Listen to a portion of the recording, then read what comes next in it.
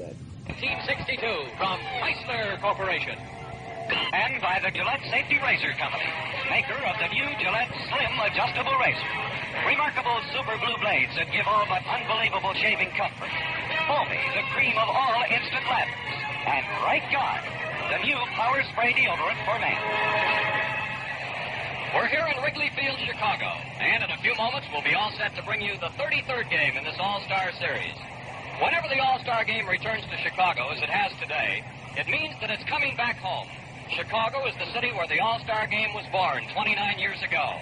And Chicago is where the 33rd game will be played here at Wrigley Field, the home of the Chicago Cubs of the National League. And it was the National League Stars beating the American League All-Stars 3-1 in this summer's first All-Star game at Washington earlier this month. The National League will have a chance to draw even today for the first time in history. At one time, the National League trailed 12 games to 4, but now the National League has 15 victories, the American League 16 wins, and there has been one tie. In the last 3 games, the 2 in 1961 at Candlestick Park in San Francisco and Fenway Park in Boston, and the first game this summer in Washington, National League pitchers have been tough. They have held the American League All-Stars to a total of 12 hits, 4 in each of the 3 games. Both teams today are loaded with power.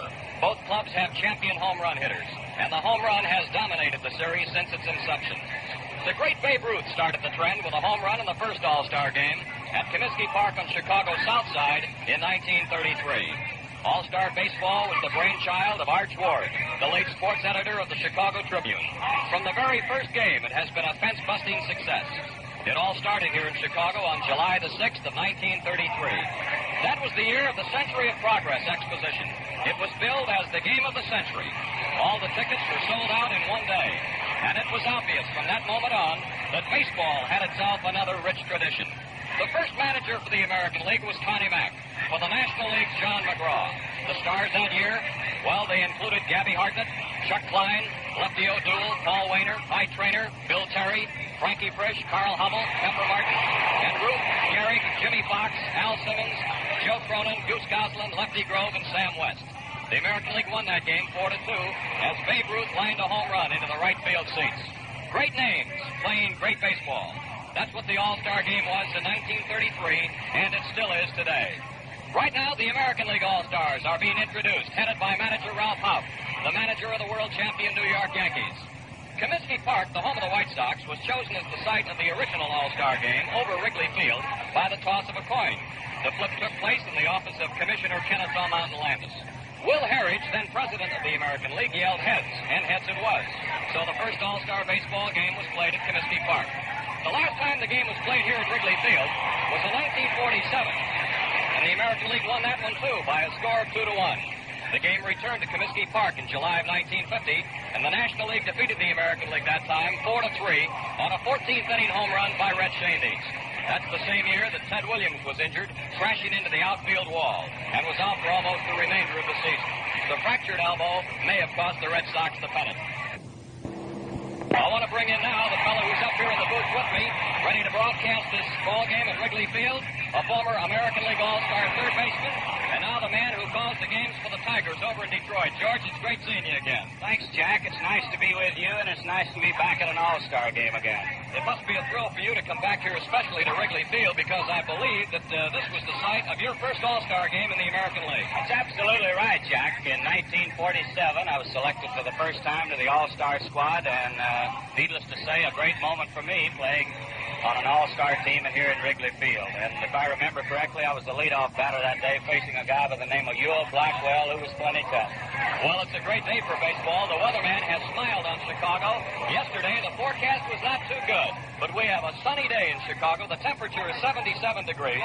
The relative humidity is 56%. The wind is out of the southwest at 8 miles an hour, and we have a standing room-only crowd.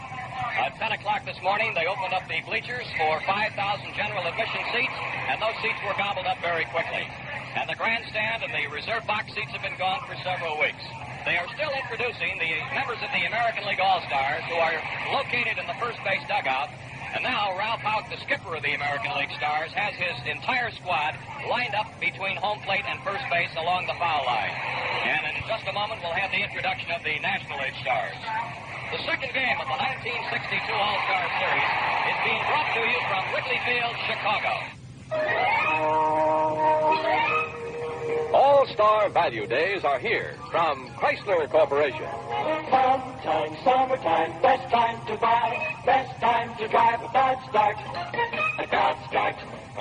Pick a size, pick a price, pick Dodge Dart. The price is so low you'll want to hear it twice. The roomy Dodge Dart starts at only $22.41. $22.41, based on the manufacturer's suggested retail price, excluding destination charges. And low price isn't all that makes Dodge Dart a smart choice. Here's what you get. Exclusive torsionaire ride for the smoothest ride on the road. Self-adjusting brakes, a battery-saving alternator, 7-soak rust protection. The Dodge Dart is quick to respond, quick to give you a lot more action on a lot less gas. So pick a size, pick a price, pick Dodge Dart. And right now, buy low, trade high during your Dodge dealer's All-Star Value Days. The National League All-Stars are now being introduced. They're headed by manager Fred Hutchinson, the skipper of the National League champion Cincinnati Reds. His coaches are Harry Kraft, the manager of the Houston Colt 45s, and Bertie Tebbets, who's the manager of the Milwaukee Braves. The first three players introduced are all members of the Chicago Cubs, outfielders Billy Williams and George Allman, and first baseman Ernie Banks. Now the rest of the National League squad is being introduced to the crowd here, which will number in the neighborhood of 40,000 fans, give or take a few hundred. Wrigley Field, even though it's almost half a century old, is still one of the most beautiful ballparks in the major leagues. Some of the game's most memorable events have occurred at Wrigley Field. For example, this was the scene of the greatest pitching duel of all time, the double no-hitter between Fred Toney and Jim Hippo Vaughn, the called shot home run by Babe Ruth, and the homer in the darkness by Gabby Hartnett that took a pennant away from the Pirates and gave it to the Cubs in 1938, and the most fantastic 21-game down-the-stretch winning streak of all time. Wrigley Field is located on Chicago's north side, just 15 minutes from the Loop. It wasn't always known as Wrigley Field. In fact, the ballpark wasn't originally the home of the Cubs. It was built for the Chicago team in the Federal League, the newly organized third big league in 1914. I believe the biggest hand of all has just been accorded Stan Musial of the St. Louis Cardinals, who's on the National League All-Star squad for the 19th year in his brilliant career as a player with the St. Louis Cardinals. At any rate, the Federal League folded shortly after 1914, and after that, because of a change of ownership, the Cubs moved from the west side of town into this north side plant in 1916. Then, the name of the park was changed from Wales Park to Cubs Park. It remained that way until 1926, when it was renamed Wrigley Field. It's a double-deck ballpark with bleachers in left field, center, and right. The outfield wall is of red brick, and the bricks are covered with ivy. Down the left field line, it's 355 feet. Down the right field line, it's 353 feet. It's 400 feet to straightaway center field here at Wrigley Field. The official seating capacity here is 36,755. And as I mentioned, all of the reserve box seats and grandstand seats were gobbled up several weeks ago. And this morning at 10 o'clock, the 5,000 bleacher tickets went on sale, and they were sold in just a short time. Now let's take a look at the starting lineup. First of all, for the visitors, the American League. Leading off and playing third base will be Rich Rollins, the young rookie from the Minnesota Twins. Batting second and playing second base for the American League, Billy Moran of the Los Angeles Angels. In center field and batting third, Roger Maris of the New York Yankees. In right field, batting cleanup, Rocky Colavito of the Detroit Tigers. At first base, batting fifth, Jim Gentile of Baltimore. Catching for the American League and batting sixth, Earl Batty of the Minnesota Twins. In left field and batting seventh, Leon Wagner of the Los Angeles Angels. At shortstop and batting eighth, Louis Aparicio of the Chicago White Sox. And the starting pitcher for the American League today, a last-minute substitute because Camilo Pascual was supposed to have been the starting pitcher, but it's going to be Dave Stenhouse, a right-hander from Washington, who so far has won 10 and lost 4 with the Washington Senators. We're now going to have the raising of the flag by the color guard of the United States Marine Corps Recruiting Service of the greater Chicago area, and the singing of the national anthem will be done by the All-Star Quartet, accompanied by Henry Brandon's band. And in a moment, we'll take a look at the National League starting lineup.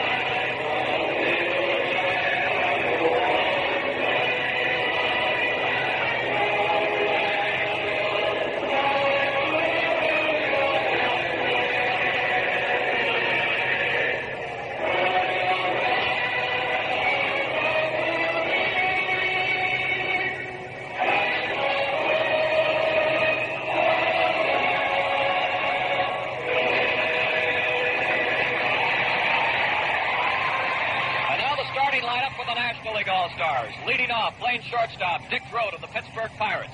In right field, batting second, Roberto Clemente of the Pirates. In center field and batting third, Willie Mays of the San Francisco Giants. At first base, batting cleanup, Orlando Cepeda of the San Francisco Giants. In left field and batting fifth, Tommy Davis of the Los Angeles Dodgers. At third base, batting sixth, Ken Boyer of the St. Louis Cardinals. Catching and batting seventh, Del Crandall of the Milwaukee Braves. At second base and batting eighth, Bill Mazeroski of the Pirates. And the pitcher for the National League today, Southpaw Johnny Padres of the league-leading Dodgers, who so far has won 7 and lost 7. We pause 10 seconds for station identification. This is WGY Schenectady, 810 on your radio dial, the smoothest sound around. The umpires for the All-Star game today will be Jack O'Conlon of the National League behind the plate, Bill McKinley of the American League at first base, Kenny Burkhart of the National League at second, John Rice of the American League at third. The foul line umpire in left field will be Al Foreman of the National League. Down the right field line from the American League, working his first All-Star game, Bill Kinnaman. It's a beautiful day in Chicago. The sun is out and it's 77 degrees, and we're set for the 33rd All-Star game. And to bring you the first 4.5 innings now, back to George Kell. Thanks, Jack. As you said, it's a beautiful day here in Chicago. Rain had been forecasted for this area. We were worried this morning that we might have showers throughout the ball game. And if we did, we're going to have a little tight schedule getting it in tomorrow because some of the ball clubs are scheduled tomorrow night. But right now, it's a bright, sunshiny afternoon, a lot of blue sky up above. Well, the National League taking the field right now. And this crowd, I would imagine, mostly National League fans being played here in a National League ballpark, giving them a rousing ovation as they take the field. May we call your attention to the box seats along the first... We're going to have the throwing out of the first ball right now by Mrs. Helen Ward, who is the widow of Mr. Arch Ward, the founder of this ball game. The ball is being tossed right now to Del Crandall, catcher for the National League, and pictures are being taken of the event. And they're going to do it again. The photographer wants to have a retake, and Crandall goes over and presents the ball to Mrs. Ward. A capacity crowd on hand here today. The bleachers were filled about 2 hours before game time. About 10 o'clock this morning, we had long lines outside the bleachers as 5,000 seats went on sale for this ball game. That was the only seats that had not been sold in advance. And at the opening of the ballpark at 10 o'clock, those seats were quickly filled. It's a shirt sleeve crowd here in Chicago today, a rather warm afternoon, and in center field, where they usually have a blind up out there to give the hitters a little better background to hit, today they'll be hitting right out of the white shirts. Going to make it a little bit difficult here in Wrigley Field. We're just about ready to go. Johnny Padres, fine left-hander of the Los Angeles Dodgers, completes his warm-up tosses, and Rich Rollins, the third baseman for the Minnesota Twins, steps in to lead off. Rich is a right-handed batter. He has a .316 batting average, 13 home runs, and 70 runs batted in. This young fella has been a spark plug in the Minnesota Drive this year. Rather stocky-built right-handed batter. Chokes the bat as he faces Padres. The first pitch is inside. 1 ball and no strikes. Johnny will throw a lot of curves and a lot of changeups. Gets ready, and here's the 1-0 pitch. Fastball down low. A ball 2 and a no-strike count to Rollins. He'll be followed by Billy Moran and then Roger Maris. As Jack told you, Mickey Mantle is out of the lineup today. Here's the 2-0 pitch. Inside again, another fastball off the corner. It's 3-0 to Rollins. Youngster keeps checking with Bill Rigney down at third base. See if the green light is on. Here's the pitch. Right down the middle of the fastball. Rollins was taking all the way.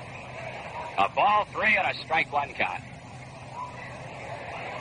Padres working quickly, delivers another fastball in there. 3-2 to Rollins. Hank Bauer coaching at first base. Bill Rigney on at third. Padres ready, and here's the 3-2 pitch. He swings and hits a ground ball to left field, a base hit for Rich Rollins. Ball hit hard between third and short, and Rollins on at first base with a single. We'll bring up Billy Moran. Another right-handed batter. Billy has a .293 batting average. 13 home runs and 55 runs batted in. Billy from the Los Angeles Angels. Padres get set. The pitch is a curve down low. 1 ball and no strikes. The National League has Tommy Davis in left field, Willie Mays in center, and Roberto Clemente in right field. Here's the 1-0 pitch. Ground ball foul down the third baseline. A ball and a strike to Billy Moran.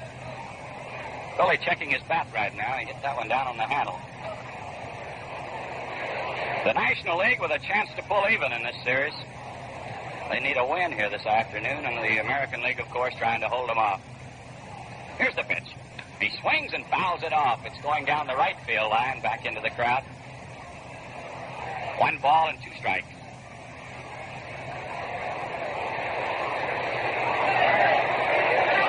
Warren Spahn was supposed to have started for the National League today, but he came up with a stiff elbow. Here's the pitch.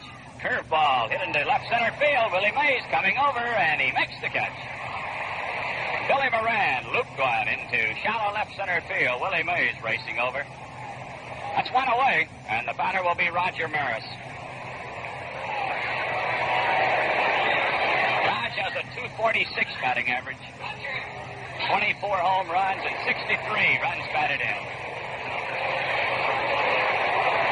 Stocky left-handed batter. Padres makes a quick throw to first. Rollins back in time.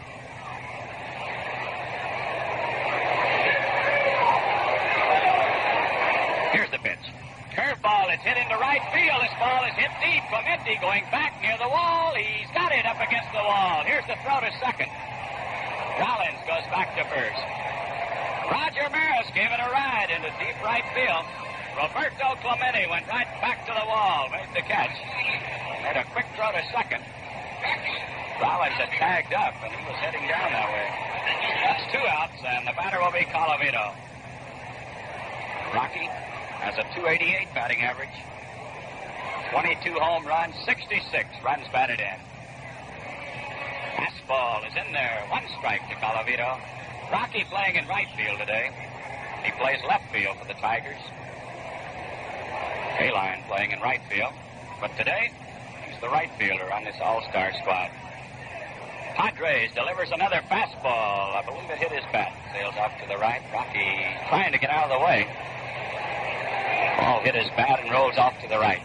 A 2-strike count to the Rock.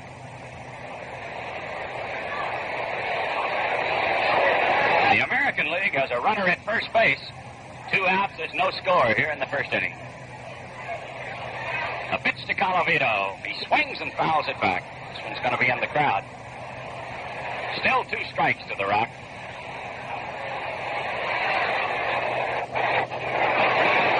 Rich Rollins started the ball game with a single to left, in case you joined us late. Moran flied to center, and Maris flied deep to right field. Here's the pitch to Colavito. Line drive down the left field line. It may be foul. It is. It's hooking back into the crowd. Colavito drove it deep into left field, but he pulled it back into the crowd. Still a strike 2 count.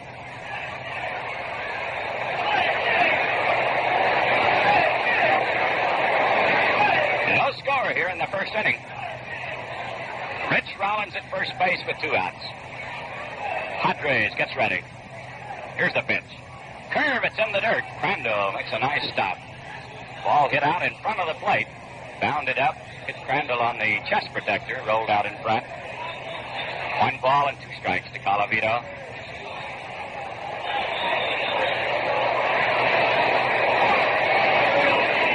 Rocky chokes the bat as he waits on Padres. Here's the pitch.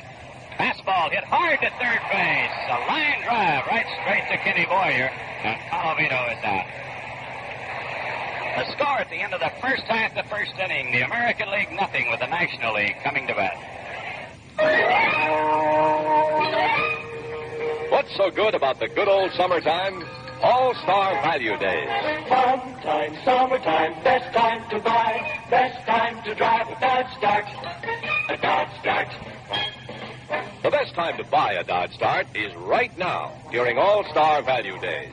Right now, you can trade high and buy low at your Dodge dealers.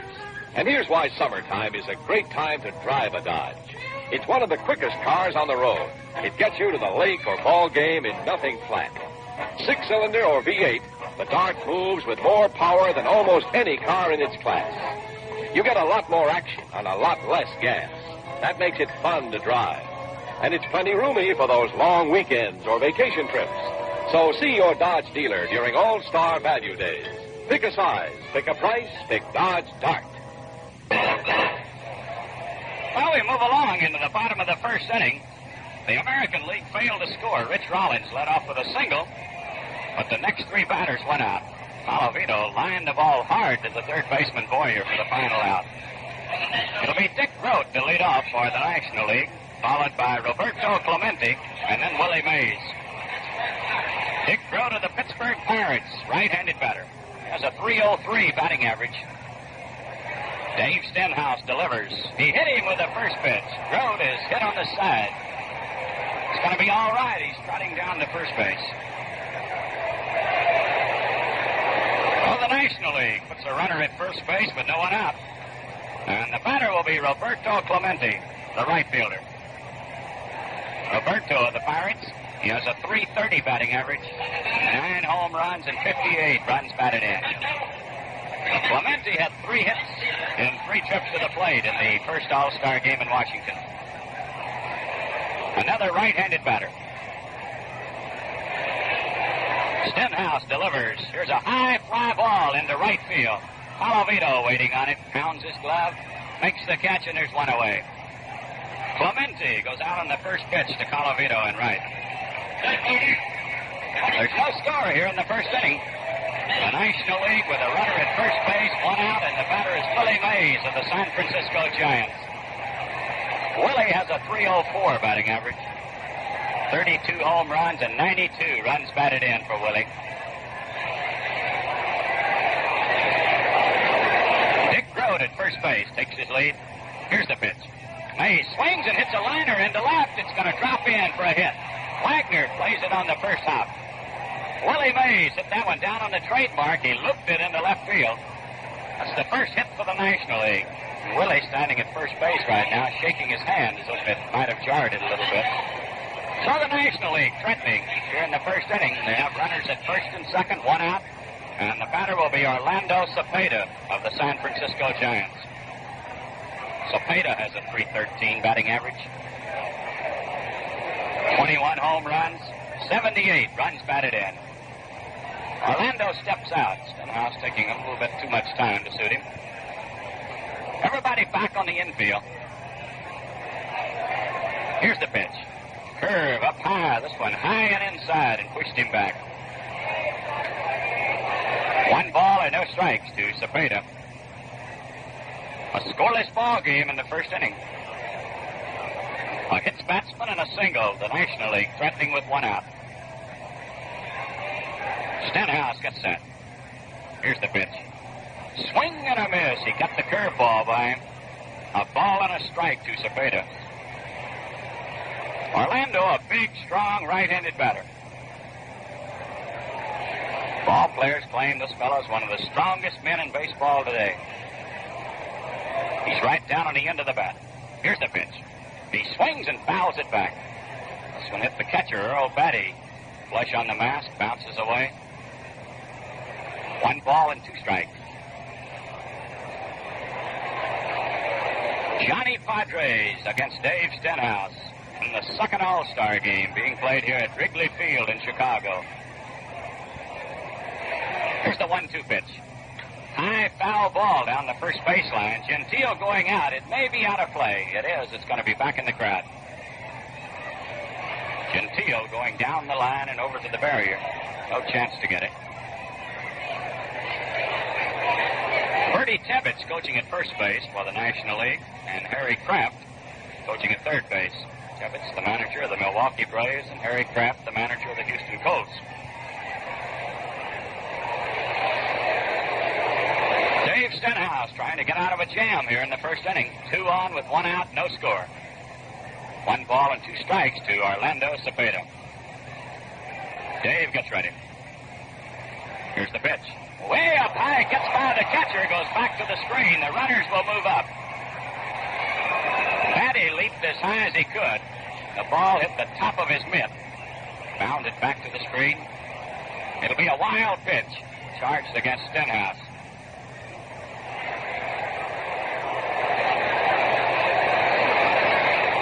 Well, the National League threatening now in a scoreless ball game. They have runners at second and third with only 1 out in the first inning.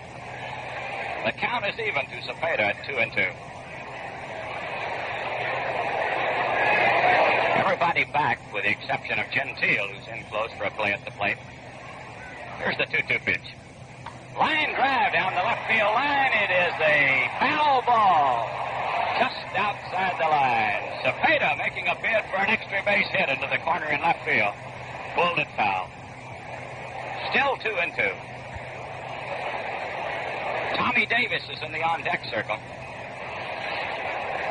National League with a powerful array of right-handed batters to face Stenhouse. Dave ready. The 2-2 pitch. Ball, it's up high.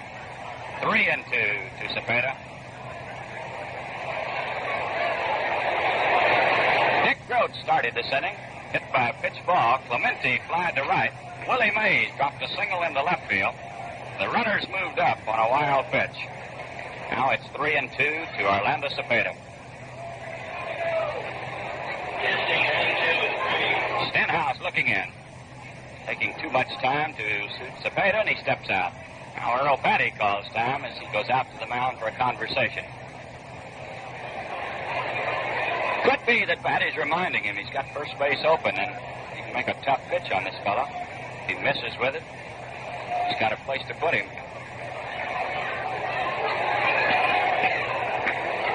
Dave gets ready. Here's the 3-2 pitch. Ground ball foul down the third baseline. Just outside the line. Still 3-2 to Cepeda. The National League trying to break through in a scoreless ball game.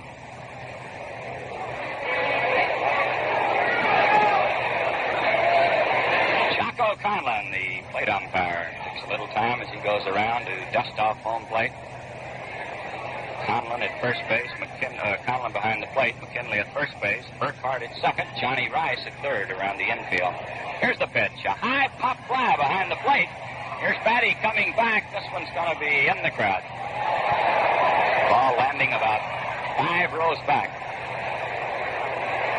Al Foreman is the umpire down the left field line, and Bill Kinnaman of the American League down the right field line. Cepeda and Stenhouse in a battle here. A full count. Runners at second and third, 1 out. Here's the pitch. Down low, he walked him on a close pitch. Orlando Cepeda draws a base on ball. So the bases are loaded with 1 out. And the batter will be Tommy Davis of the Los Angeles Dodgers. Tommy has a .353 batting average. 16 home runs, 106 runs batted in. Another strong right-handed batter. No score in the first inning. Here's the first pitch.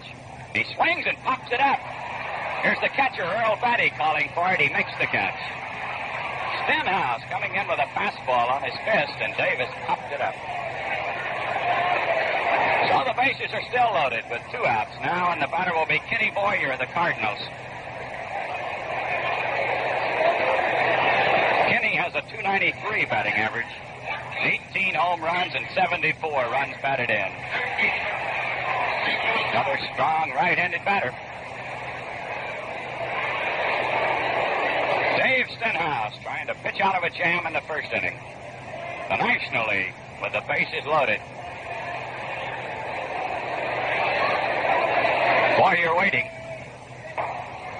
Here's the first pitch. He swings and lines it to the shortstop. Aparicio spears his low line drive going to his left. Boyer hit it like a bullet. So Stenhouse pitches out of a jam in the first inning. And the score at the end of 1 inning of play, the National League nothing, the American League nothing. Powerful, quick, A real performer. America's first sports compact, the Dodge Lancer GT. Open the door of this sporty, spirited Lancer. Settle back in one of the twin contour bucket seats. You'll feel luxury in every detail. Lancer's your kind of car, and plenty easy to own during your Dodge dealer's all-star value days. Sunshine, summertime, best time to buy. Best time to drive a Dodge Lancer. A Dodge Lancer. Your kind of compact, with Chrysler Corporation's advanced engineering features, unibody construction, and 7-soak rust proofing to make Lancer your kind of compact in all kinds of weather. And now, during your dealer's all-star value days, you get the best deal on all Dodge cars. The biggest trades. Pick a size, pick a price, pick Dodge Lancer. Another of the great action cars from Chrysler Corporation. Well, we move along into the second inning. It'll be Jim Gentile, the big first baseman from Baltimore, to lead off for the American League, followed by Earl Batty, then Leon Wagner. Johnny Padres delivers a curve down low. 1 ball and no strikes. Gentile has a .279 batting average. 26 home runs, 64 runs batted in. Another curve. He swings and misses. 1 ball and 1 strike. Gentile really wound up on that one. He was going for downtown Chicago.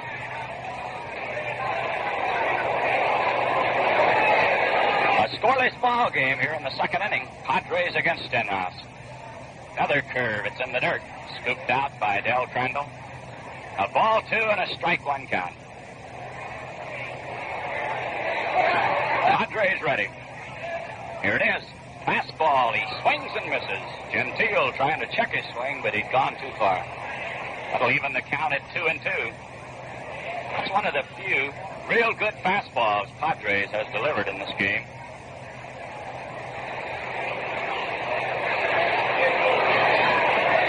Johnny ready. The 2-2 pitch. Whoop! It's a ball. Crandall fired it down to third, but Conlon said it was outside, so it's 3-2 to Gentile. Chaco hollering whoop to Del Crandall as he fired it to third base. Full count to Gentile. Here's the pitch. He swings and fouls it off. This will be out of play. Coming back into the lower deck. Still 3-2. Gentile, the leadoff man for the American League in the second inning. Here's the pitch. He swings and misses. Gentile strikes out on a curveball.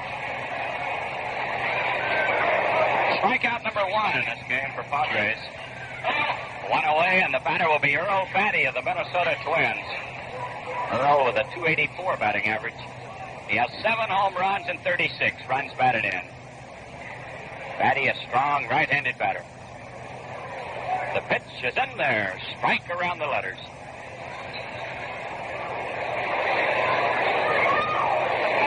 The National League nothing, the American League nothing. We're in the second inning. Here's the pitch. Inside. Fastball off the corner. A ball and a strike to Batty. Padres a very fast worker. Looks in once, gets the sign, and he's ready to go. Here's the pitch. Change of pace. It's up high. A ball 2 and a strike 1 count. The National League threatened in the first inning. They loaded the bases with 1 out, but Stenhouse got him out. Tommy Davis popped to the catcher. Boyer lined to the shortstop. The pitch to Batty hits it on the ground to the shortstop. Grote has it. The throw to first. He's out. Earl Batty goes out. Grote to Cepeda. That's 2 down. And the batter will be Leon Wagner, the left fielder. Wagner of the Los Angeles Angels has a .277 batting average. 28 home runs, 74 runs batted in. Here's the pitch. Strike, a fastball in around the knees. Johnny Padres firing the fastball this inning. Ready again. Here's the pitch.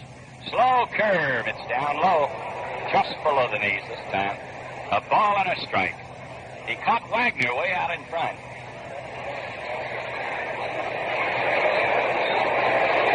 Here's the 1-1 pitch. Curve. It's in the dirt. Scooped up by Crandall. Leon Wagner, a left-handed batter. Batting with 2 outs and no one on in the second inning. No score in this game.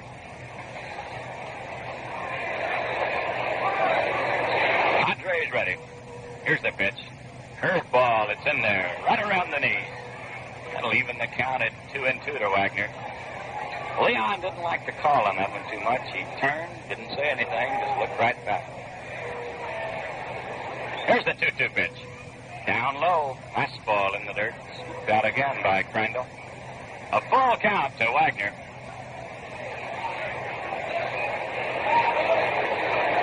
Louis Aparicio in the on-deck circle.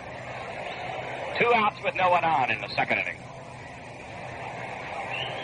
Padres ready. The pitch. Ground ball hit slowly over the head of the pitcher. Here's Grote coming in to throw to first. He's safe. Wagner beat it out for an infield single.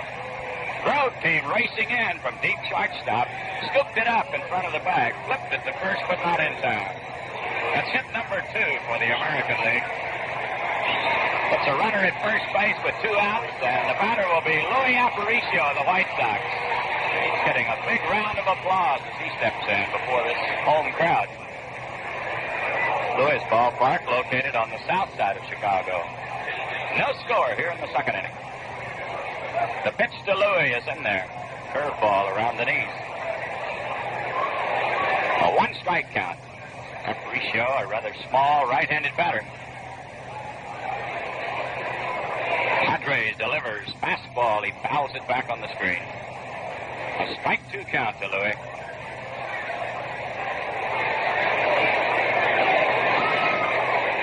Leon Wagner at first base with 2 outs. An infield single for Leon. Second American League hit. The pitch to Louis. Strike 3 called. He got the fastball over, and Aparicio is called out on strikes. The score at the end of the first half of the second inning, the American League nothing, the National League nothing. If you're looking for value, look twice at Valiant during All-Star Value Days. Fun time, summertime, best time to buy, best time to drive a new Valiant, a new Valiant. Right now, you'll save plenty on Valiant, America's most rugged compact, during All-Star Value Days from Chrysler Corporation. Valiant is priced less than most other compacts, and low price is just the beginning. You'll keep on saving when you drive a Valiant. Its sizzling Slant 6 engine gives you a lot more action on a lot less gas. Valiant won its class in the recent Mobile Gas Economy run. And you save again with Valiant's battery-saving alternator. The alternator keeps the kick in your battery when others are conking out. It's another first on all Chrysler Corporation cars. Further proof that nobody beats Valiant for value. See your dealer now. Nobody will beat the trade you'll get on Valiant during All-Star Value Days. While we go into the bottom of the second inning, there's no score in this game. No runs on 2 hits for the American League. No runs on 1 hit for the National League. Del Crandall, the catcher of the Milwaukee Braves, will be the leadoff man. He'll be followed by Bill Mazeroski, then the pitcher, Johnny Padres. Crandall, a right-handed batter with a .289 batting average. He has 5 home runs and 31 runs batted in. Crandall wearing uniform number 1. No score as we go into the bottom of the second. Stenhouse ready, and here's the first pitch. Strike. He got a fastball over. Chaco Conlon working behind the plate today. No indecision with Chaco. Boy, he goes up with that right hand. Here's the pitch. Curveball. It's in there. Strike 2 to Crandall. Dell step back. The curve caught the inside corner. So Stenhouse out in front with a strike 2 count. Ready? The pitch. Ground ball foul. I believe it hit Crandall. Rolled slowly down the third baseline. We're getting some action in the National League bullpen. It'll be Art Mahaffey of the Phillies warming up. Probably be pitcher number 2 for Freddie Hutchison today.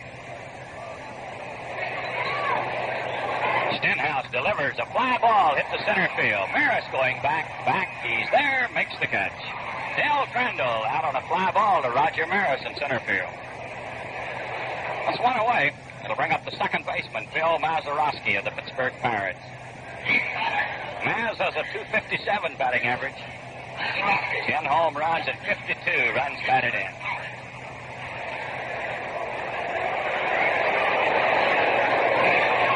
Another right-handed batter, as Freddie Hutchison has 8 right-handed batters in against Stenhouse. Here's a curve down low. 1 ball and no strikes. No score in the bottom of the second. 1 out with no one on. Stenhouse still looking in to Earl Batty. Gets the sign. Here's the pitch. He swings and misses. 1 ball, 1 strike.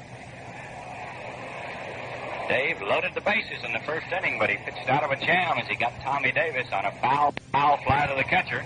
And Ken Boyer then crashed a low liner to the shortstop, Aparicio. Here's the 1-1 pitch. He swings. It's a bouncer to third. A good play by Rollins. Here's a throw to first. He's out. Boy, there's the play of the day. Mazeroski drilled one just inside the bag at third, and Rich Rollins, with a fine backhand pickup, fired over to Gentile in time to get his man. We've seen some hard-hit balls and some fine plays in the field. 2 down, and the batter will be Johnny Padres of the Los Angeles Dodgers. Johnny's a left-handed batter. He'll be the first one to face Stenhouse. The American League playing straight away, not too deep. The pitch is down low. 1 ball and no strikes. Pasquale was supposed to start for the American League. He had a stiff elbow, and Stenhouse, at the last moment, was nominated. There's a foul ball. It's bouncing back to the screen. A ball and a strike. Johnny Padres batting in the second inning with 2 outs and no one on. No score in this game.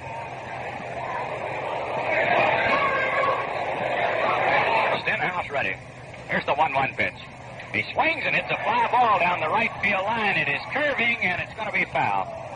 This one back in the crowd. Well, in most ballparks, Colavito would have been able to make the catch on that one, but the right field stands here at Wrigley Field extends right over to the foul line after you get deep down the line. It's only a foot or so, I believe, Jack, between the line and the stand. This one drifting back into the crowd. Here's the 1-2 pitch. Another foul ball. This one coming back on the screen. 1 ball and 2 strikes.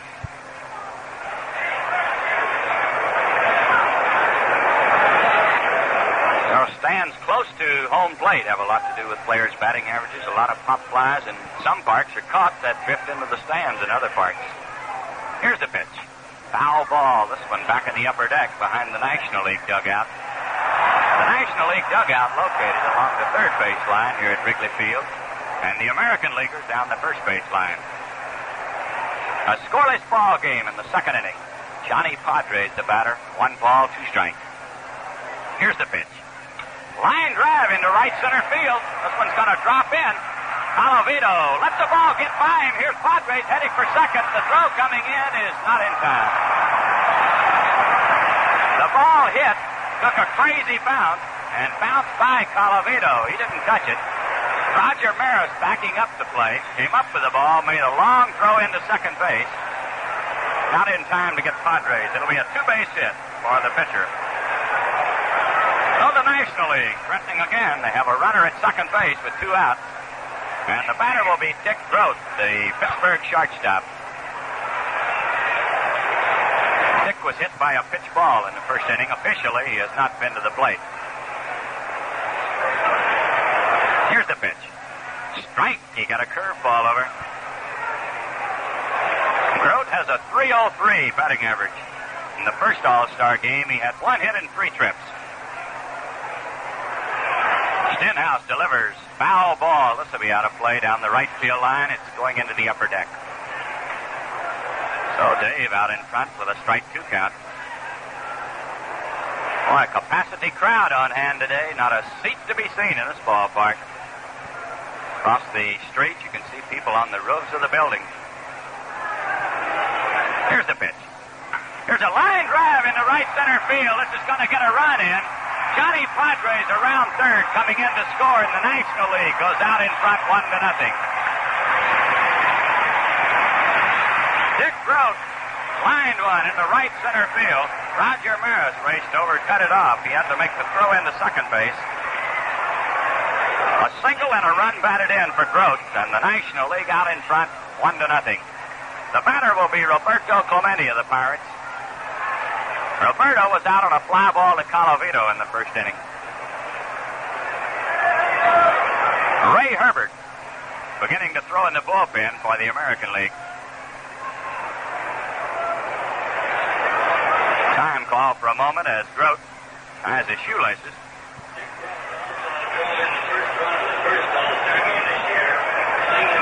Stenhouse ready. Here's the pitch. Ball, it's up high. 1 ball and no strike. The announcement just coming from the press box that Dick Grote drove in the first run of the first All-Star game. So he duplicates that feat here in the second one. Here's the pitch. Clemente swings and fouls it back. A ball and a strike to Roberto.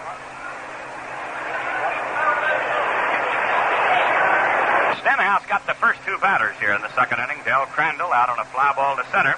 Mazeroski out on a grounder to third. Rich Rollins making a fine play. But Padres then doubled into right center, and Grote singled to center, driving in the run. Here's the pitch. Swings and misses on a high curveball. 1-2 to Clemente. Roberto 3 for 3 in the first game. Goes over and gets the rosin bag from Willie Mays in the on-deck circle. Stenhouse checks his runner. Here's the pitch. He struck him out. Threw the fastball by him, and Clemente goes down swinging. The score at the end of 2 full innings of play, the National League 1, the American League 0. Hey, friend, can I borrow your field glasses? Sure. Here you are. What's going on? I want to check the price of that Plymouth Savoy on the billboard in center field. No. It can't be. Well, what is it? 2206. Let me see those glasses. You must be looking at the scoreboard. That's the right price, my friend. 2206. And right now, you can get a low-price, high-trade deal on all Plymouths during All-Star Value Day. And the low price includes the famous built-in value from Chrysler Corporation. Unibody construction, the battery-saving alternator, 32,000 miles between major lube jobs. You'll get the buy of the year on a Plymouth Savoy during All-Star Value Day. Only 2206 based on manufacturer's suggested retail price, exclusive of destination charges. You were right, buddy. That Plymouth's only 2206. Well, we move along into the third inning. The National League has taken a 1-0 lead over the American League on a double by the pitcher, Johnny Padres, and a single by the Pittsburgh shortstop, Dick Grote. Well, Padres had reached the mound, ready to start his warm-up tosses here in the third inning, and he's being taken out of the ball game. We're going to get a new pitcher. It's going to be Art Mahaffey of the Philadelphia Phillies. Mahaffey has been throwing in the bullpen. Jack, have you got a little information on Art? Well, George, so far in 26 games with the Phillies this year, Mahaffey is a big right-handed flamethrower, and he's won 14 and lost only 9. And he has an earned run average of 3.32. He's one of the quickest pitchers in the National League. He's about 6'2". And he's defeated every club in the National League with the exception of the St. Louis Cardinals this year, and he hasn't pitched against them. So when he gets a shot at the Cardinals, he may turn the trick on them also. But he's won 14 and lost 9. He's thrown 2 shutouts among his 14 victories. And already this year, George, in 25 starts, he's gone the route 14 times. So he is Gene Mock's pride and joy over there at Philadelphia.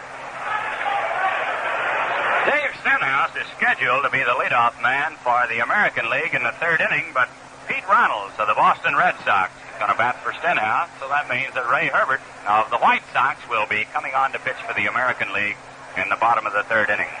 It's a 1-0 ball game, the National League out in front. National League threatened in the first inning with the bases loaded. 1 out. Stenhouse got out of that one. He retired the first 2 batters in the second inning, but a double by Padres and a single by Dick Grote, driving in the lone run of this game. Art Mahaffey, a big, tall right-hander, taking his warm-up tosses. Pete Runnels has a 332 batting average. Pete is leading the American League in batting. 8 home runs and 45 runs batted in.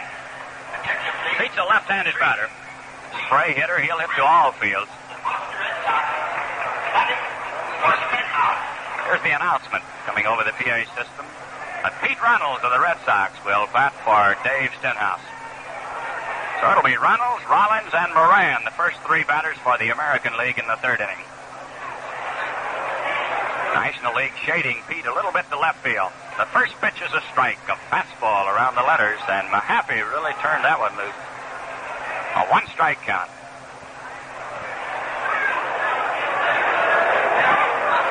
Here's the one-strike pitch. Down low, it's in the dirt. 1-1 to Runnels. The American League has two hits. A single by Rollins and a single by Wagner.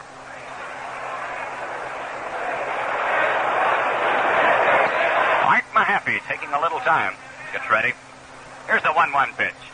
Foul ball. It's coming back on the screen. It's 1 ball and 2 strikes to Runnels.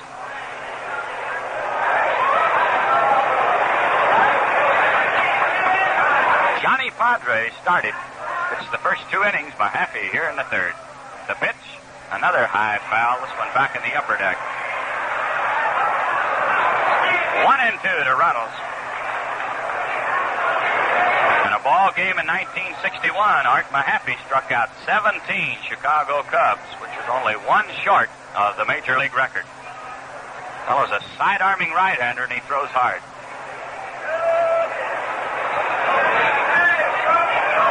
Pete Runnels standing in, waiting. Here's the 1-2 pitch. He swings and hits a high fly ball deep into left center field. This ball is well hit. It is gone. A home run for Pete Runnels. A towering fly ball into deep left center field into the bleachers. And this ball game is all tied up, a run apiece.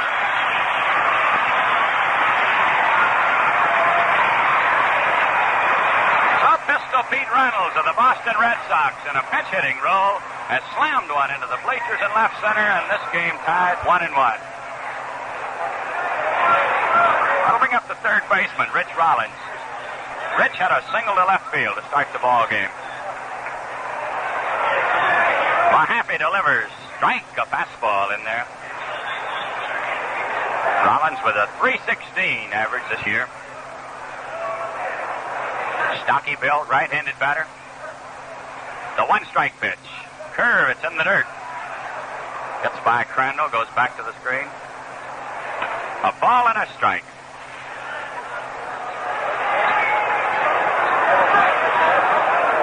The home run by Pete Runnels was his first all-star hit in 5 ball games. Here's the 1-1 pitch. Curveball inside. A ball 2 and a strike 1 count. That's the first curve delivered by Mahaffey. He's been coming in with a sidearm fastball. Here's the 2-1 pitch. Pop fly down the third baseline. Boyer going over near the stands. This one's going to be out of play back into the crowd. 2-2. Well, the players were talking before the game today about the difficult background in center field. They said there's not going to be many balls hit hard here today, but Jack has been a lot of balls hit hard during the first 2.5 innings. A lot of white shirts out in center field. Here's the 2-2 pitch. Another foul ball. This one coming back into the crowd. Still 2-2 to Rollins. Boyer blistered one in the first inning to Aparicio with the bases loaded. Colavito almost tore Boyer loose at third base with a line drive. Mazeroski sent a screamer down the third base line that Rollins made a good play on. The pitch to Rollins is up high and inside. He has to get out of the way. 3-2 to Rich.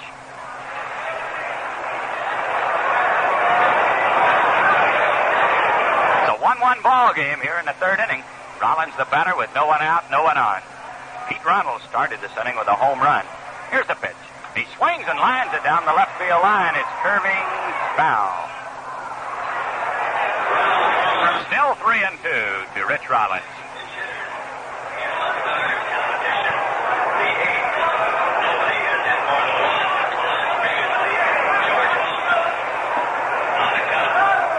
I believe the announcement said 8.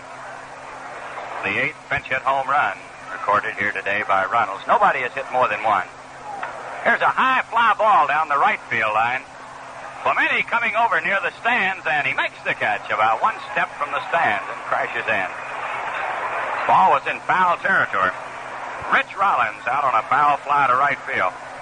That's one away, and the batter will be the second baseman, Billy Moran. Billy's 0 for 1. He flied to Willie Mays in left center field in the first inning. Moran with a .293 batting average this year. Here's the pitch. Strike. He got a fastball over the outside corner. One strike to Billy.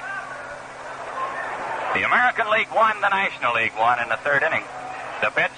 He swings and misses on a high fastball. 2 strikes. Art Mahaffey, the new pitcher for the National League.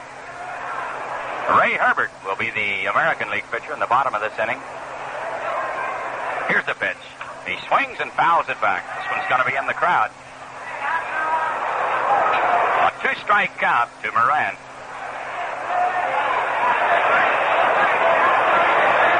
Billy batting with 1 out and no one on in the third inning.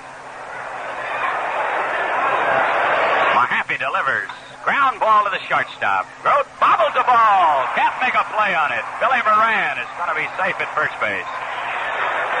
A routine ground ball to the shortstop. It got away from Dick Grote. It'll be an error charged to the shortstop. What's a runner at first base? 1 out, and the batter will be Roger Maris. Raj was out in the first inning on a long fly ball to right field. Clemente going right back to the fence to make the catch. Mahaffey checks the runner. The pitch. Ball, it's in tight. 1 ball and no strike. Well, the National League picked up a run in the second. Tigers. The American League coming back here in the third inning, picking up a run on a pinch hit home run by Pete Runnels. They have a runner at first base, 1 out. Here's the pitch. Swing and a foul. It's back on the screen. 1-1 to Roger Maris. Runnels led off this inning with a home run. Rollins ends on a foul fly ball to Clemente. Billy Moran safe at first base on an error by the shortstop. A ball and a strike to Maris.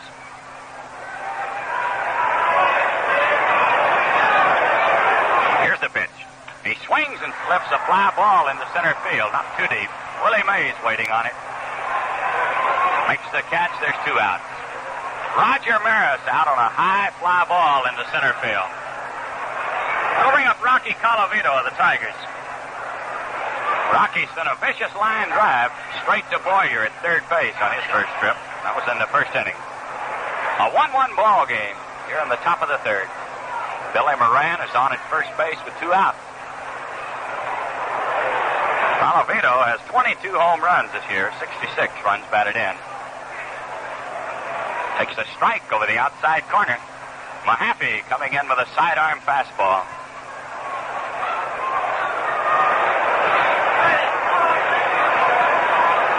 The National League deep and around to the left for the Rock. Hart gets ready. Quick throw to first base. He delivered that one. Submarine pitch over to Cepeda.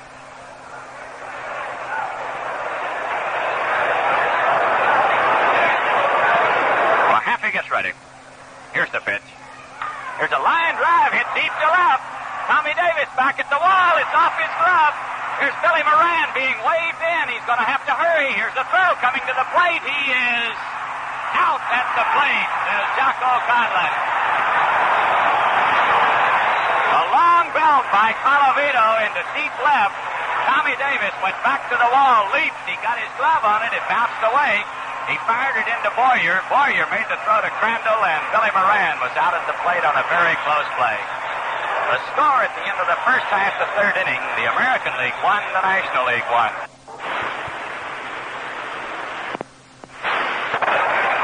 Here's the official ruling on that last play. Tommy Davis has been given a 2-base error by the official score, and Billy Moran is out at the plate. Davis to Boyer to Crandall, 7-5-2 if you're keeping score.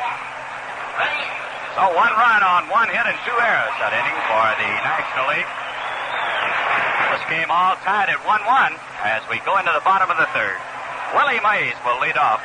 He'll be followed by Cepeda and then Tommy Davis. Willie lined a single to left field on his first trip. That was in the first inning. Colavito hit it like a bullet. Just didn't get it up in the air. Davis got back, got his glove on it, but it popped out. Ray Herbert, the new pitcher, he delivers a fastball. It's hit slowly towards the shortstop. He'll have to hurry. He can't make a play. An infield single for Willie Mays. Willie was really flying down the first baseline. He topped the ball over the head of the pitcher. Aparicio came charging in, scooped it up, but did not make a throw as he realized he had no chance to get Mays. Willie's second hit puts a runner at first base with no one out, and the batter will be Orlando Cepeda. Orlando drew a walk on his first trip. Ray Herbert of the Chicago White Sox now doing the pitching for the American League. Makes a quick throw to first, and Mays is back on a very close play. Tio put the tag on him. Herbert has won 10 and lost 6 this year. He has a 3.61 earned run average. Another right-hander for the American League. Fastball down low. 1 ball and no strikes to Orlando Cepeda. A 1-1 ball game in the third inning. Stanley Musial is out in the on-deck circle. Looks like he's going to bat for Tommy Davis. Tommy might have been hurt as he crashed into the wall trying to make the catch on Colavito's drive. Here's the pitch. Strike, a fastball in around the knees. 1-1 to Cepeda. Stan Musial waiting in the on-deck circle. Tommy Davis scheduled to be the next batter. What an ovation will go up in this ballpark when Musial steps in. Herbert makes another throw to first base. This one in the dirt. Scooped up by Gentile. The National League with a runner at first base and no one out in the third inning. We're all tied a run apiece. Here's the pitch. He swings and misses. Another throw to first. Mays goes sliding back. The ball got away from Gentile as he was putting the tag on him. Earl Batty leads both leagues in picking runners off. He's picked 5 runners off third base this year. That's more than most catchers will do in 2 seasons. Quick throw down to Gentile, and Mays had to hurry to get back then. 1 ball, 2 strikes. Here's the pitch. Ground ball hit to the shortstop. Louis up with it, over to second, back to first, a double play. Cepeda hits into a fast double play. Aparicio to Billy Moran and back to Jim Gentile. So there's 2 outs with no one on, and Stanley Musial is coming on. Here's the ovation for Musial as he steps in.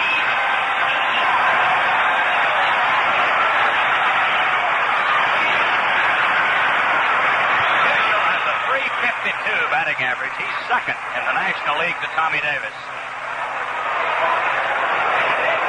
Herbert delivers a fastball. It's in there for a call strike. 1 strike to Stanley. With his pinch single in this year's first game, Musial extended his all-star game record of most hits, 20, total bases 40, at bats 60. What a record for Mr. Musial. Here's the 1 strike pitch. Down low. Herbert coming in with a fastball below the knees. A ball and a strike. Musial batting with 2 outs, no one on in the third inning. The American League won, the National League won.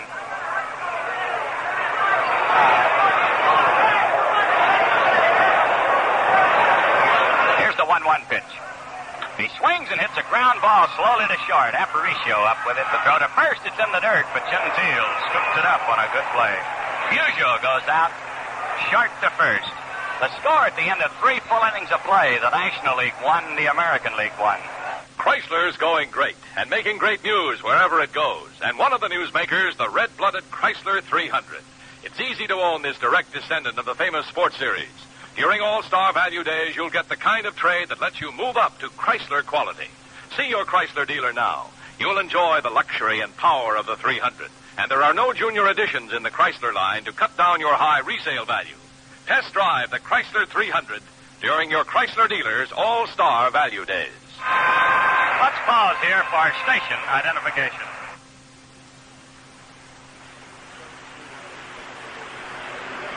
This is WGY 810 on your radio dial, Schenectady. No rain out of this exciting All-Star game. You don't have to worry about saving for a rainy day either.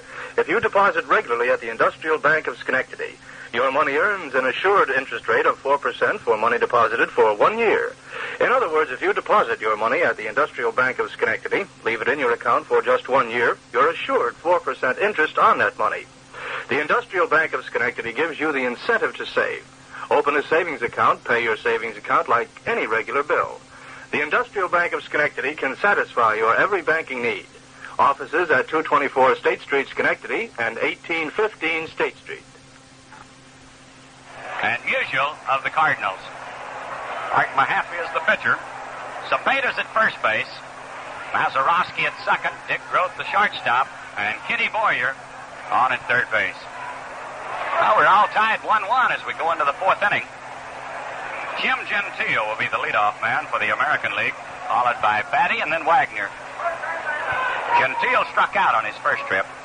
That was against Johnny Padres back in the second inning. He's facing Art Mahaffey for the first time. Here's the first pitch. Ball, it's inside, a curveball that pushed him back. 1 ball and no strikes to Gentile. Big Jim has 26 home runs and 64 runs batted in. Here's the 1-0 pitch. He swings and hits a ground ball to first base. Cepeda has it. The race to the bag. Orlando wins it. Gentile goes out on a bouncing ball to first. That's 1 away, and the batter will be the catcher, Earl Batty.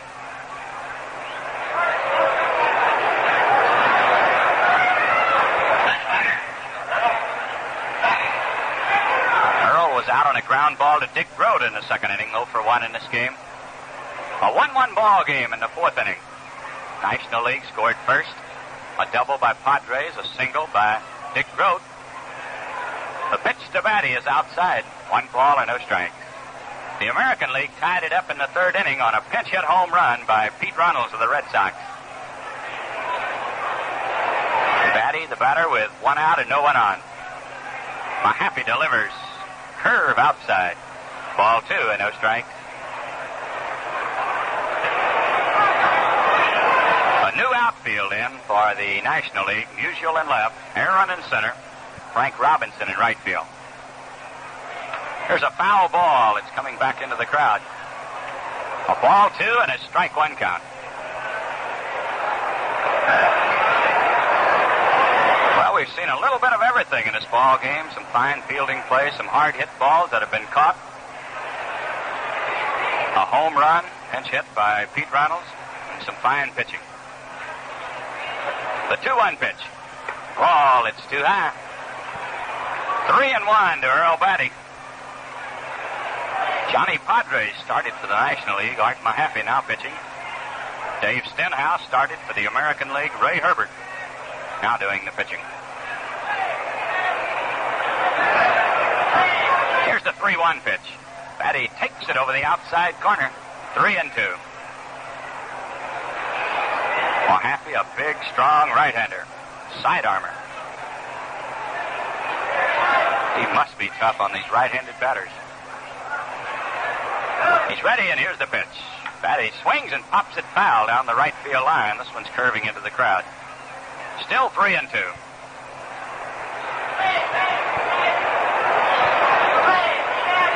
A 1-1 ball game in the fourth inning. 1 out with no one on for the American League.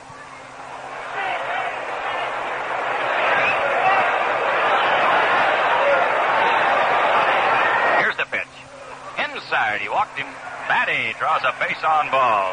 Mahaffey got the fastball high and tight. Puts a runner at first base, only 1 out. And the batter will be Leon Wagner. Wag had an infield single in the second inning. He topped one over the head of the pitcher. Beat the relay to first base from Dick Groth.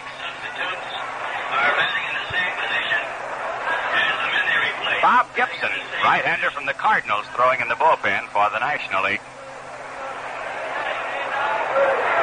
A 1-1 ball game in the fourth inning. Here's the pitch to Wagner. Ball outside. 1 ball and no strikes. Johnny Roseboro, the Los Angeles Dodgers, doing the catching.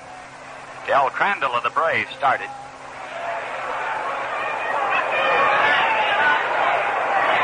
We're going to get some action in the American League bullpen as Hank Aguirre, a left-hander from the Detroit Tigers, gets up to start loosening up.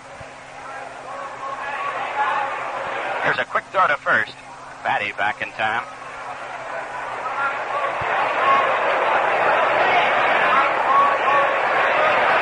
Mahaffey gets ready. Another throw to first. Nice stop by Cepeda. Mahaffey throws underhand to first base. Leon Wagner, the batter, with a 1 ball and a no strike count. Now Cepeda has moved behind the runner at first. Mahaffey was just about ready to make a throw over there and nobody home. Here's the pitch. Outside. Fastball off the corner. Mahaffey trying to hit the outside corner against Leon Wagner. Warming up for the American League. A ball 2 and a no strike count. On Detroit for the National League, Bob Gibson of St. Louis. Bob Gibson of the Cardinals warming up for the National League, and Hank Aguirre, left-hander for the Tigers, throwing for the American League. Earl Batty at first base with 1 out in the 4th inning. Here's the 2-0 pitch. Wagner swings and fouls it back. A ball 2 and a strike 1 count. Mahaffey coming in with a fastball around the letters, and Wagner really had a riffle at it.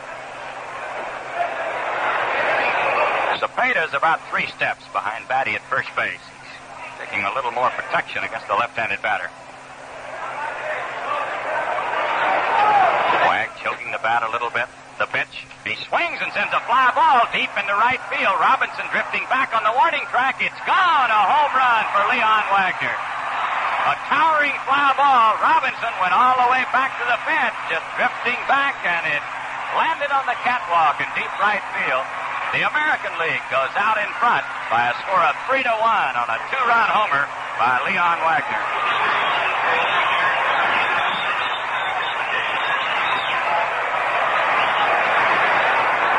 Home runs have accounted for all the American League runs in this game. A towering fly ball by Leon Wagner that landed on the catwalk in deep right field. A 3-1 ball game as Aparicio steps in. Mahaffey delivers. Here's a line drive to the shortstop. Dick Grote racing to his left, speared the low liner off the bat of Aparicio. That's 2 outs, and the batter scheduled to be the pitcher, Ray Herbert. Well, Mahaffey, coming on in the 3rd inning, gave up a home run to Pete Runnels, batting for the pitcher that tied the score at 1-1. And now a 2-run homer here in the 4th by Leon Wagner has put the American League in front 3-1. Ray Herbert coming on, swinging a couple of bats. This fellow's a pretty good hitter. Ray's a right-handed batter.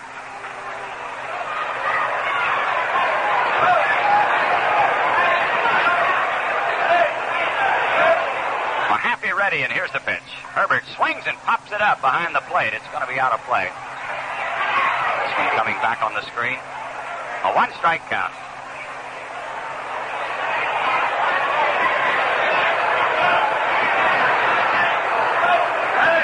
Here's the pitch. Curveball. He fouls this one back on the screen. 2 strikes to Herbert. Gentile started this inning with a ground ball to first base. Batty threw a walk. Wagner hit a home run to make it 3-1, the American League. Aparicio then lined to the shortstop. Here's the pitch to Herbert. Strike 3 call. He got the curveball over, and Ray Herbert is called out on strikes. The score at the end of the first half, the 4th inning, the American League 3 and the National League 1. Do you get excited when you see a home run? Mm-hmm. You get excited over a new car? Uh-huh. How about getting a new car for $29.64? Well, How about a full-size Chrysler for $29.64? now you're talking. It's the Chrysler Newport, still only $29.64. It's one big reason why Chrysler's going great and why thousands of motorists are moving up to Chrysler quality. Other good reasons. The Newport standard engine delivers 265 horsepower, and it uses regular gas. Really? How about you? If you've been thinking of moving up to Chrysler, now's the time for action during your Chrysler dealers' All-Star Value Days. Trading's easy. You'll get a big trade and a great buy. Test drive the car that's really going great, the Chrysler Newport. Manufacturer's suggested retail price, exclusive of destination charges, still only $29.64. $29.64? That's great. Well, we move along into the bottom of the fourth inning. The American League out in front by a score of 3-1. Ken Boyer of the Cardinals will lead off. He'll be followed by John Roseborough, then Bill Mazeroski. Randall's 0 for 1. He lined to the shortstop in the first inning with the bases loaded. Kenny, a right-handed batter, facing the right-hander Ray Herbert. Ray ready, and here's the first pitch. Fastball up high. 1 ball and no strikes. Boyer has been consistently good in all-star competition. He owns a .385 batting mark for the 7 games before today that he's participated in. Here's a pitch. He swings and lines it to left field. A solid base hit for Kenny Boyer. Wagner up with the ball, tosses it back in. So the National League with a runner at first base and no one out. And the batter will be the catcher, Johnny Roseborough. This will be his first time at bat. Del Crandall, the starting catcher. Roseborough has a .275 batting average, 4 home runs and 37 runs batted in this year. Johnny, a left-handed batter, facing the right-hander. Here's the pitch. Ball, it's down low. 1 ball or no strikes. It's 3-1, the American League over the National League in the bottom of the fourth inning. And a ball game that's had a little bit of everything.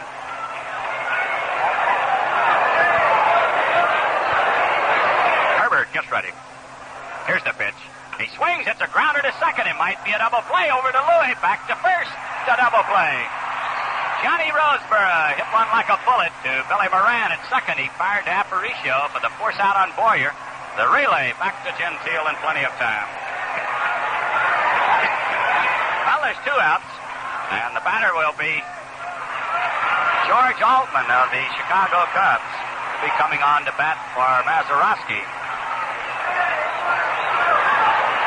Altman is on his way up to the plate, but here's Ricky Ashburn now coming out. So Altman's going to bat for Mazeroski. Ricky Ashburn getting into the on-deck circle. If Altman gets on, he'll be batting for the pitcher. Altman replaced Philip Ballou on the National League squad. Has a .326 batting average this year.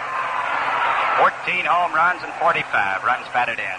Big, tall, left-handed batter. He's batting with 2 outs and no one on in the fourth inning. Herbert delivers. Strike, a fastball in around the knees. The American League out in front in this game, 3-1. 2 double plays in the last 2 innings of Ray Herbert. One started by Aparicio, one by Billy Moran. Here's the pitch. He swings and lifts a high foul fly down the left field line. Wagner and Aparicio coming over, and Wagner's got it, I believe. A great catch by Leon Wagner as he makes a diving catch down the left field line. Leon Wagner with the play of the day. The score at the end of 4 innings of play, the American League 3 and the National League 1.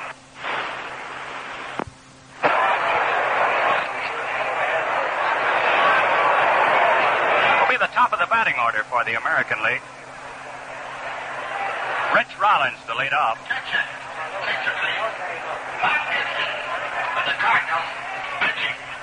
Here's the announcement coming from the PA system about the changes in the National League lineup. Gibson the pitcher, Banks at first base, and Bowling at second. Rollins takes one high and inside. 1 ball and no strike. Rich has had a single in 2 trips in this game. Single coming in the first inning.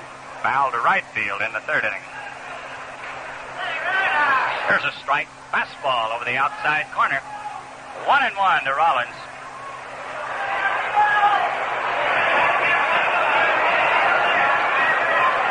Here's a ground ball hit to the shortstop. Grote on a big hop to throw to first. He is out by a step. Rich Rollins goes out short to first. One away, and the batter will be Billy Moran. Billy's 0 for 2 in this game. Fly to center, safe on an error in the third inning.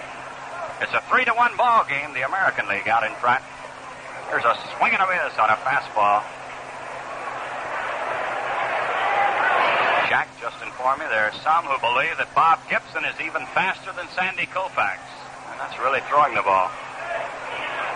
Here's a curve down low.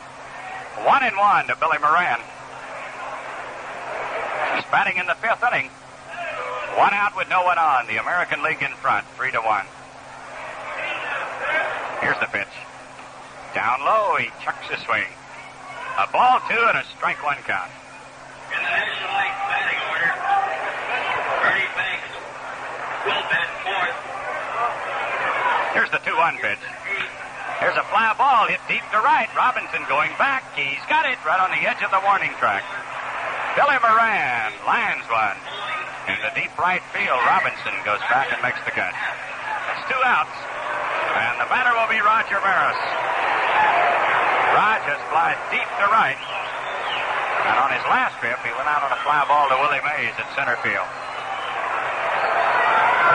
Batting with 2 outs and no one on in the fifth inning. Gibson delivers a fastball inside. 1 ball and no strike. Home runs accounting for all 3 of the American League runs. Solo blast by Runnels and a 2-run homer by Leon Wagner. Here's another one down low, this one in the dirt. Scooped up by Johnny Roseborough. National League run coming on a double by Johnny Padres and a single by Dick Grote.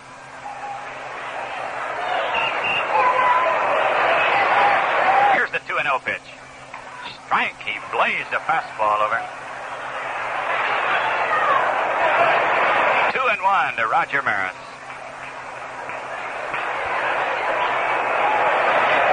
Roger, left-handed batter, waiting. Here it is. Change up. He got it inside. 3-1.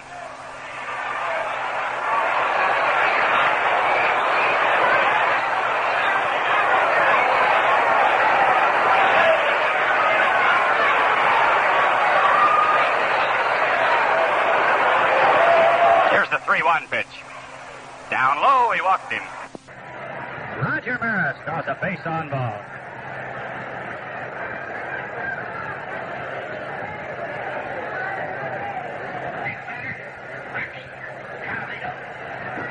Rocky Colavito, the batter. Roger Maris at first base with 2 outs in the fifth inning. Rocky lined to the third baseman in the first inning. In the third inning, he lined the ball deep to left. Tommy Davis got it in his glove. He couldn't hold it. It was a 2-base error. Takes a fastball way up high. 1 ball and no strikes. Colavito has hit the ball hard on both occasions.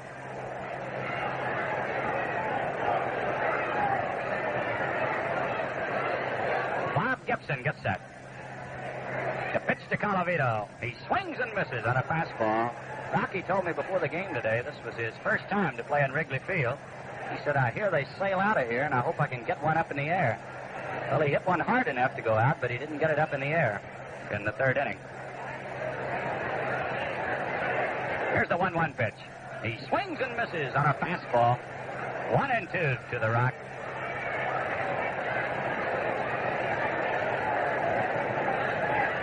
Three to 1, the American League out in front here in the fifth inning. Roger Maris at first base with 2 outs. The pitch to Colavito. Strike 3 call. He got the curveball over, and Colavito is called out on strikes. The score at the end of the first half of the fifth inning, the American League 3 and the National League 1. Well, the first half of today's game was brought to you by the Chrysler Corporation. The second half of today's game is brought to you by Gillette Safety Razor Company. We've had some great fielding plays here today, and here's a great fielder himself, Bill Mazeroski. The other day, Lindsey Nelson got to chatting with Bill on a couple of subjects. Bill, I hear you're a big jazz buff. Yes, I collect all the latest records. By the way, I understand you're a fan of the latest Gillette adjustable razor. I thought the first adjustable was the most, but this new Slim even tops that for easy handling. Yes, Bill, Gillette's new Slim Adjustable is streamlined from head to handle. Lighter for easier handling, longer for better balance, slimmer for hard-to-reach shaving areas. You turn the exclusive micrometer dial to any one of 9 different settings for the blade exposure and shaving angle that suits your skin and beard best. With your Slim Adjustable, you get a dispenser of double-edged Gillette Super Blue blades. There's incredible shaving comfort. You can hardly believe there's a blade in your razor. Pick up the new Gillette Slim Adjustable Razor on display at a nearby store. It's the first adjustable razor ever at the low, low price of only $1.50 complete. Well, moving into our mic right now, all set to bring you the last half of this ball game. Here's Jack Quinlan of the Chicago Cubs, right here in your home ballpark, Jack. Thank you, George, and how you doing again, baseball fans? We have a couple of substitutions. Brooks Robinson of Baltimore now playing third for the American League, and rookie Tom Tresh of the Yankees is at shortstop. Leading off for the National League All-Stars in the bottom of the 5th inning is second baseman Frank Bowling of the Milwaukee Braves, a right-handed batter. American League leads it by a score of 3-1. Here's Ray Herbert's first pitch, and it's a slider that's outside of ball. The home run ball off Art Mahaffey has accounted for all of the American League runs. Runnels with a pinch home run in the 3rd, Leon Wagner with a 2-run blast in the 4th inning. The pitch on the way, and Bowling takes a ball that's low outside. Bowling knows all of these American League stars because he, for a number of years, was with the Detroit Tigers. American League 3 and the National League 1, the ball game in the bottom of the 5th. At beautiful Wrigley Field in Chicago. Herbert's 2-0 pitch. Strike call. 2 balls and a strike. Are batting in the same position as the men they replaced. Same position. Ray Herbert, a right-hander. Last time out, last Thursday, he beat Washington. Stenhouse started, worked 2 innings, allowed a run and 3 hits. National League has 5 hits, the American League 4. Swinging a drive by Bowling, deep to left center. Maris backpedaling, he's got it on the track. Roger Maris went back and caught that ball on the track in deep left center field. 1 gone in the bottom of the 5th, and here's the shortstop and leadoff man for the National League Stars, Dick Grote. Right-handed batter, he's been hit by a pitch, and he is singled to center field. Grote, one of those rare specimens that never had an inning of minor league baseball. He stepped right off the campus of Duke University into a Pirate uniform, was an All-American in baseball and an All-American basketball star for the Blue Devils while in college. He'll be followed by Frank Robinson. 1 out in the bottom of the 5th, the National League trailing 3-1. Herbert into the windup. Here's the pitch. Curveball, strike, inside corner at the letters. 0-1 the count. Beautiful baseball weather in Chicago. If we'd ordered this 6 months ago, the weatherman couldn't have smiled any more than he has done today. Perfect for baseball for the players and the spectators. Grote takes a fastball down low. The count is even, ball 1 and strike 1. Earl Batty steps out in front of the plate, fires the ball back out to the mound. Robinson at third, Tress at short, Billy Moran at second, Big Gentile at first.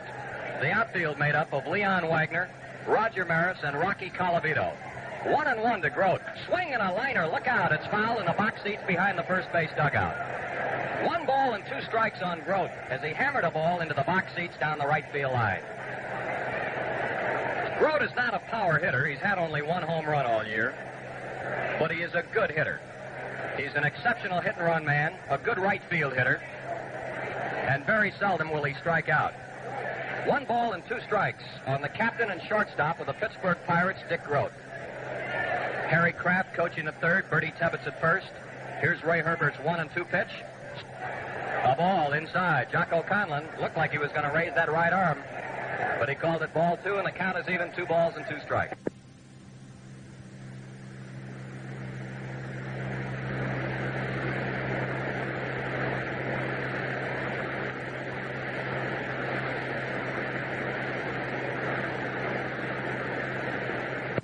American League 3, the National League All-Stars 1.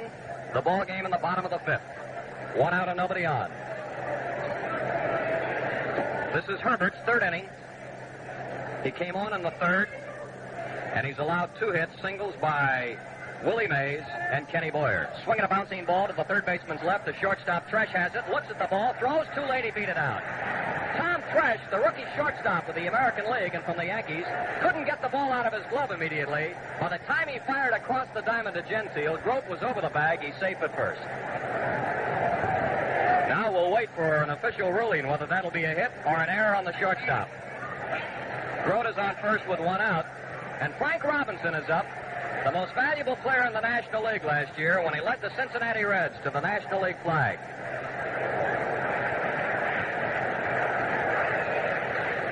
Man on first base and one out. American League leads by a score of 3-1 at Wrigley Field in Chicago. They're going to give Grote a base hit. Here's the pitch to Robinson, a swing and a foul, and he bangs it up on the net. Credit Grote with a hit, his second, and the third hit off Ray Herbert, and the sixth National League hit of the day. So Grote is on first with one out, and the count on Robinson is one strike. Frank, big right-handed batter from the Cincinnati Reds. He's hitting .339 for the year with 19 home runs, 85 runs driven in. He's the tying run at the plate. The outfield deep and swung way around to the left for the full-hitting Frank Robinson.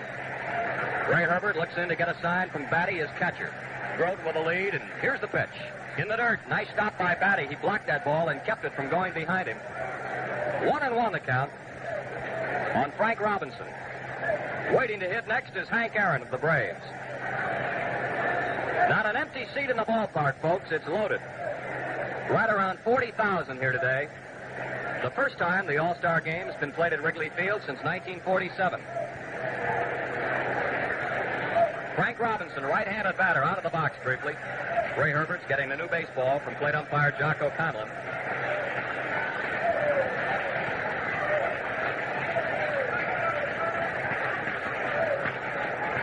Fans begin to talk it up. Grote on first base, one out. A ball and a strike on Robinson. He stands very close to the plate. Here's the stretch and the delivery. Swing and a drive. Well hit. Way back. Maris back. He's near the wall. He caught it in the vines. Here's Grote going back to first. Robinson pinned Roger Maris to the wall in left center field, and he was in the vines when he caught that ball between the 368 and the 400-foot marker. A tremendous shot by Robinson and a fine play by Roger Maris. Now they're two out with a man on first. Two well-hit balls off Herbert in this inning, but both of them caught by Maris, one of them in the vines. Two gone and a man on first. Here's Hank Aaron. American League leads by a score of 3-1. Hank Aaron of the Milwaukee Braves, right-handed batter.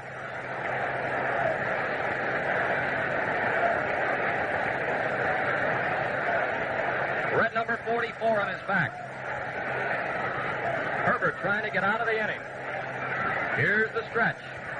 And the pitch on the way, and it's a strike call just above the knees to Aaron. 0-1. Hank Aguirre of Detroit again is warming up in the American League bullpen down in right field. The American League leading by a score of 3-1 on a pair of home runs, one by Runnels and one by Leon Wagner. The National League scored first. They got their only run in the bottom of the second. Here's the 0-1 pitch. Aaron takes a ball. It's over the plate but low. Below the knees, and the count is even at ball one and strike one now.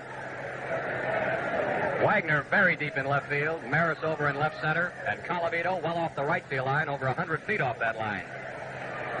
One ball and one strike. Mays opened the game for the National League in center field, and he had 2 for 2. This is Hank Aaron's first time at bat in the ball game. Grote on first base, 2 out in the bottom of the 5th. The pitch by Herbert. Curveball low outside. 2 balls and a strike.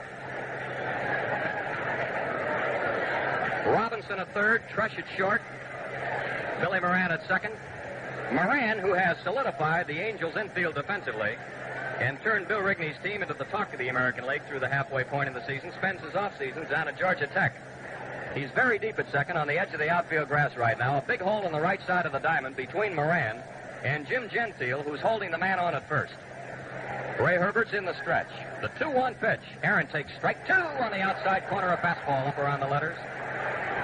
And the count is even out. 2 balls and 2 strikes.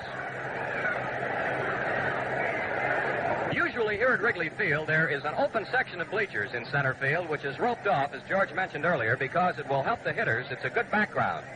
But they opened up that section today, and the bleachers are jammed to capacity. First time that those empty seats have been available for the public since the All-Star game was played here in 1947. Aaron levels that bat over the plate. Here's Ray Herbert's 2-2 pitch, a swing and a bouncing ball over the mound. The shortstop, Trush, has the ball, fires to first, and he is out to retire the side.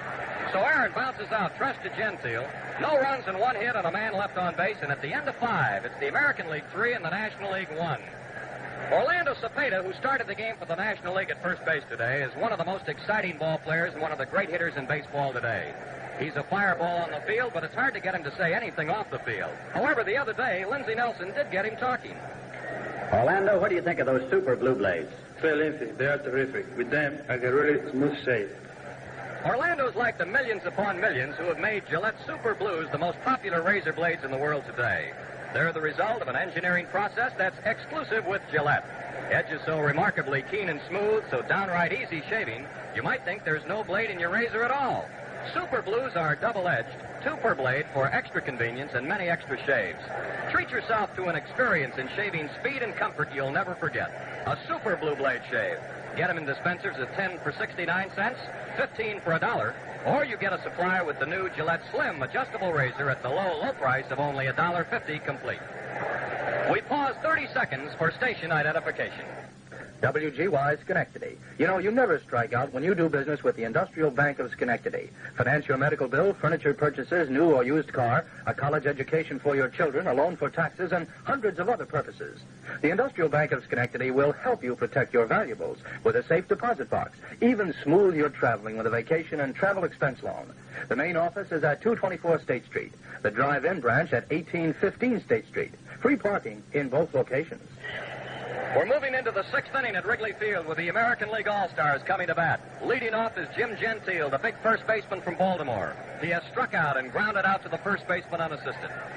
On the mound is Bob Gibson, the flame-throwing right-hander, and here's a fastball down low. 1-0. Gibson working his 2nd inning in this game. He entered the game in the 5th. He allowed a walk. Here's the windup and the pitch on the way. Ball 2 to Gentile down low. 2-0 the count now. Gibson played basketball at Creighton University in Omaha and also with the Harlem Globetrotters. He's 6'1", he weighs 190. Here's the pitch. Swing and a foul at the catcher's feet.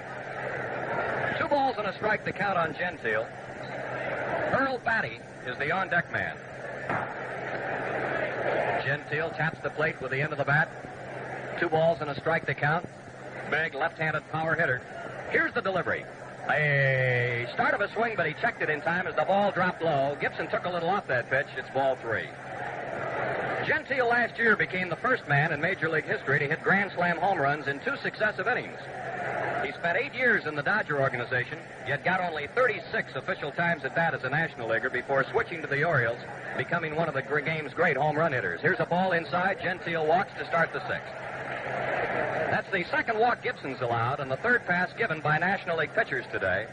And it brings up the catcher for the American League Stars, Earl Batty of Minnesota, right-handed hitter. He's grounded out and he's walked, and his walk preceded the home run by Wagner in the 4th inning. The American League 3, the National League 1, were in the top of the 6th. Musial in left, Aaron in center, Frank Robinson in right. Gibson is in the stretch. Here's the pitch.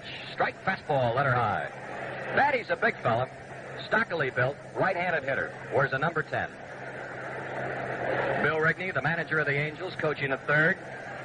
And, of course, he's well acquainted with many of these National League stars because he was the manager of the Giants for several years. Fastball hit foul into the American League dugout. He didn't get around on a fastball, and he hit it late, and he scattered some of the boys on the bench over there. 3-1, the American League leading.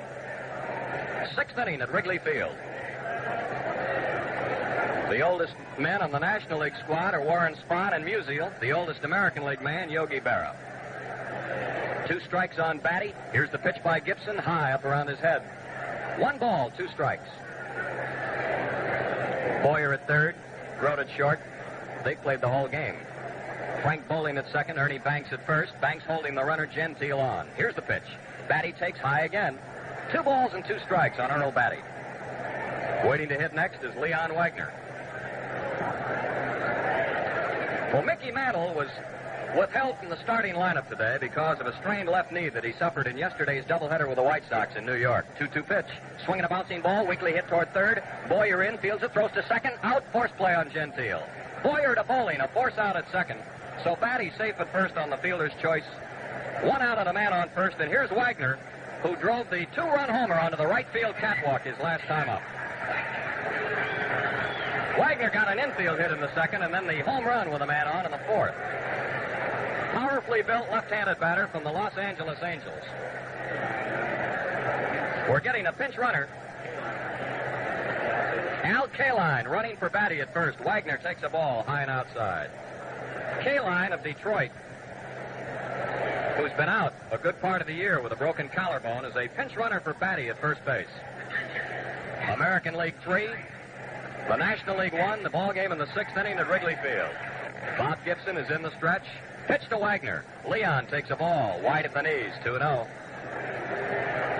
But it's to Mantle's everlasting credit that even though injury sidelined him a substantial part of the season until now, he nevertheless was voted a first-team All-Star berth by his rival contemporaries. Swinging a very high fly ball behind short. Dick Grote drifting back on the grass in shallow left field. He's under the ball, and he makes the catch. Kaline goes back to first. So they get Wagner out for the first time on a pop fly to Grote, who made the catch on the outfield grass. 2 gone, and here is the rookie shortstop from the New York Yankees, Tom Tresh. Tresh, a switch hitter, batting left-handed against Gibson.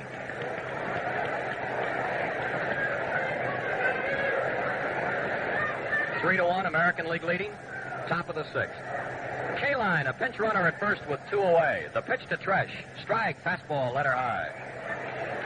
Mickey Mantle and Roger Maris may not be aware of it, but the Yankees as a team never have lost a game in Wrigley Field. They played and won 4 World Series games here, the last 2 in 1938, when Mantle was only 7 years old and Maris was 4. Here's the pitch. Tresh takes a ball. It's outside. 1 ball and 1 strike. Dick Farrell, a fireballing right-hander of the Houston Colts, is now at work in the National League bullpen in left field. 3 to 1, the American League Stars are leading. It's the sixth inning. Here's the pitch. Tresh takes a ball high, pops out of Roseborough's glove, but he tears the mask off and gets the ball back quickly. And the runner remains at first. The National League won the first game this year, earlier this month in Washington, by a score of 3 to 1. Gibson looking in, getting a sign. Here's the stretch. And the pitch. Tresh swings, lines one, left field, curving, dropping, fair ball in the corner. Musial chasing it down. Kaline rounding third. They're waving him in. Throw to the plate. Too late. He scores standing up. Throw back to second. They've got Tresh. Here's the type by Bowling. He's out, but the run scored. That'll be a double by Tresh down the left field line. Driving Kaline in from first base. Hit number 1 and run number 1 off Gibson. And then the throw to the plate by the relay man Grote was too late. Banks cut it off. Banks fired the ball to Bowling, and they nailed the batter rounding second. The play going from the left fielder Musial to Grote to Ernie Banks to Frank Bowling, who made the put out on Tresh. In the inning, 1 run, 1 hit, and nobody left on. And at the end of 5.5 innings of play, it's now the American League 4, the National League 1. New pitcher is Hank Aguirre, a left-hander who's won 8 and lost 4 for Detroit with an earned run average of 2.37. And the new catcher is Elston Howard of the New York Yankees. Ernie Banks leads off for the National League in the last half of the sixth inning. This is Banks' first time up in the ballgame. Right-handed hitter. One of the great sluggers in the National League today. Aguirre's first pitch. Curve, strike at the letters. 0-1. Banks is hitting .265 for the Cubs this year. 26 home runs and 69 runs batted in. Here's a swing and a dribbler down the right side. Gentile, the first baseman, fields it, steps on the bag. Banks is out, Gentile unassisted. Ray Herbert worked 3 innings, allowed no runs, and he gave up 3 hits. And now here is Musial, who pinch hit for Tommy Davis in the third and was thrown out by the shortstop. Eddie Matthews of the Milwaukee Braves starting to loosen up in the National League bullpen. American League leading 4-1. We're in the bottom of the sixth. Musial swings and he misses a curveball from Aguirre. 1 strike.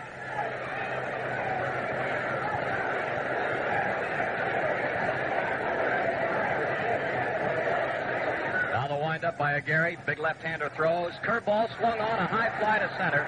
Roger Maris getting back. He's under the ball. He has room and he makes the catch. 2 gone.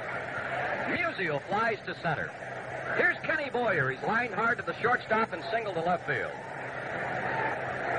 Well, Musial will reach the age of 42 in November. And he continues to outfox Father Time, and the fact remains that he entered professional baseball the year that Rich Rollins was born. Rollins started this game at third base for the American League.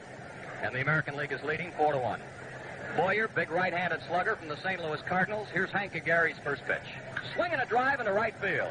Right fielder Colavito moving over to his left, pounding the glove, and he makes the play to retire the side.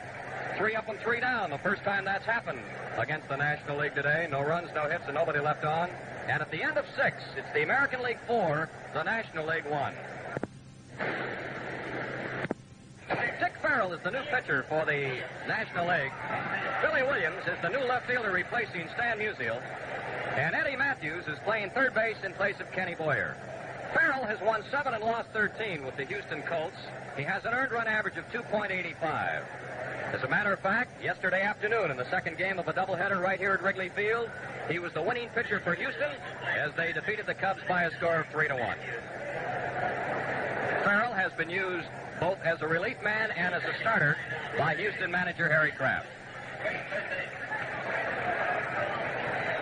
Hank Aguirre, the pitcher, leads off. In the 7th inning for the American League, they are leading the National League Stars by a score of 4-1. He's the switch hitter. He's batting left-handed against Dick Farrell. Here's the pitch. Fastball down the middle of bullseye. Strike called. So it's Matthews at third, Grote at short, Bowling at second, Banks at first, Billy Williams of the Cubs in left, Hank Aaron of Milwaukee in center, swing and a miss by Aguirre, and Frank Robinson of the Reds in right. Bob Gibson worked 2 innings, allowed 1 run, 1 hit, struck out a batter, and he walked 2. And this is Dick Farrell. The 0-2 pitch to Aguirre, struck him out, a knee-high fastball. 3 pitches did it, and that's the 5th strikeout against the American League All-Stars, the first recorded by Dick Farrell. 4-1, the American League leading. Here's Brooks Robinson, the right-handed batter, third baseman. Up for the first time.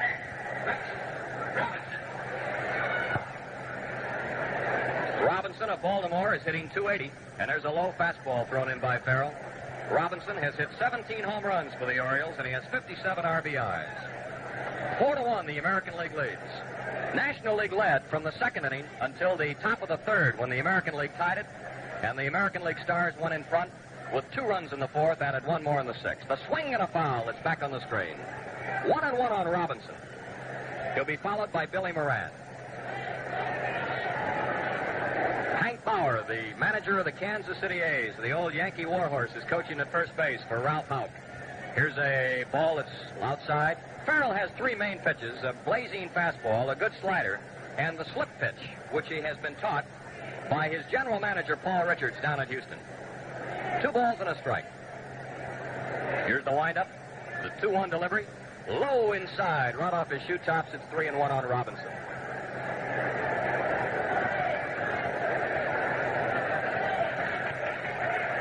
Juan Marichal of the San Francisco Giants starting to warm up in the National League bullpen. The American League is leading 4-1. We're in the 7th. Robinson with a count of 3 balls and a strike.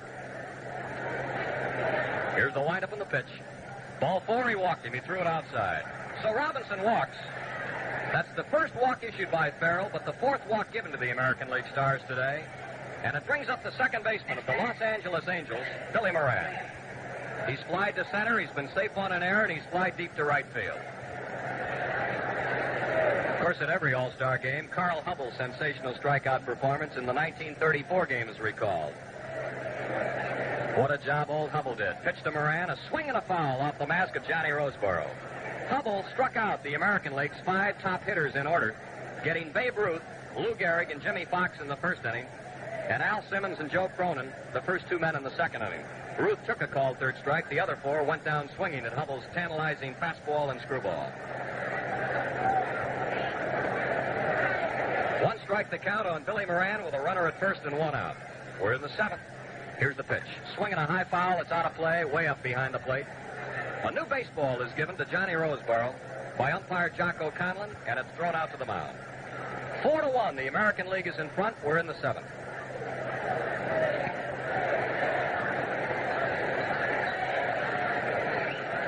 Farrell goes into the stretch, keeps an eye on Robinson. Here's the pitch. Inside, low. Ball 1, strike 2. Yes, sir, there's not an empty seat in Wrigley Field today.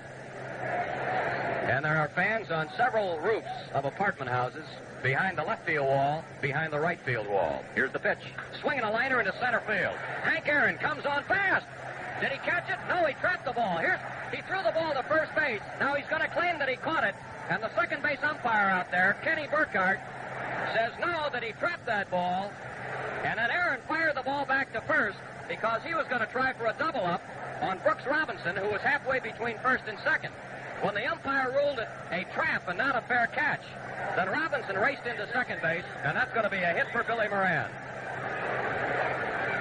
So it's hit number 1 off Farrell, and the 6th American League hit of the ball game.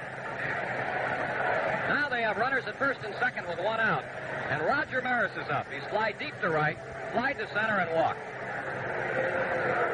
4-1, American League leading. They're threatening again here in the top of the 7th inning. Dick Farrell of Houston is on the mound for the National League All-Stars. He's in the stretch. Robinson at second, Moran at first, and Maris swings and fouls one behind the plate, strike 1. Billy Williams in left, Hank Aaron in center, and Frank Robinson is very deep in right.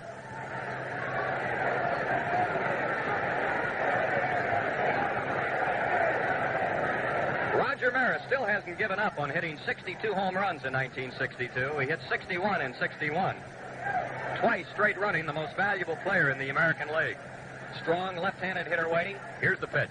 Swinging a high pop foul. It's out of play, though, up on the net behind home plate. 2 strikes. Farrell broke in with the Phillies, then was traded to Los Angeles Dodgers. And in the National League expansion draft last October, following the World Series, he was picked up by Houston. 6'2", 210-pounder Dick Farrell had polio as a child and overcame it, which should be an inspiring fact for youngsters. He was told he would never take part in athletics. Now he finds himself in an all-star game. Here's a ball that's low inside. 1 ball, 2 strikes the count on Roger Maris. Robinson at second, Moran at first, 1 gone in the 7th. The American League leading 4-1 over the National League. Matthews at third, Grote at short, Bowling at second. And the first baseman, Banks, is playing deep behind the runner. Roseboro flashes a sign to Dick Farrell. The 1-2 pitch. There's that slip pitch, and he hits a foul off to the right, over near the American League dugout. 1 ball, 2 strikes on Maris. A new set of baseballs is given to the plate umpire, Jocko Conlon, by the youngster in charge of them down here. Farrell in a bit of a jam here after walking Robinson. A base hit by Billy Moran puts American League runners at first and second. Maris swings, and he belts a foul up on the net. And the count remains 1 ball and 2 strikes.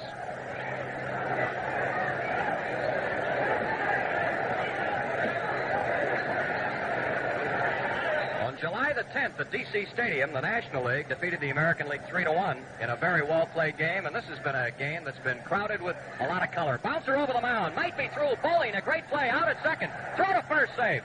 Frank Bowling made a whale of a play, backhanding the ball behind second, flipping the ball backhanded to Grote, the shortstop, for a force out on Moran. The relay to Banks was not in time to double up Maris. He is safe on a fielder's choice. Robinson moving to third on the out. And now the American League has runners on first and third with 2 out, and the batter is Rocky Colavito. He's lined to third, been safe on an error by the left fielder, and been called out on strikes. It's 4-1 in favor of the American League. We're in the top of the 7th at Wrigley Field in Chicago, the 33rd All-Star game. Robinson at third, Roger Maris at first and 2 out. Colavito swings and he misses. He went all the way around. What a cut he had.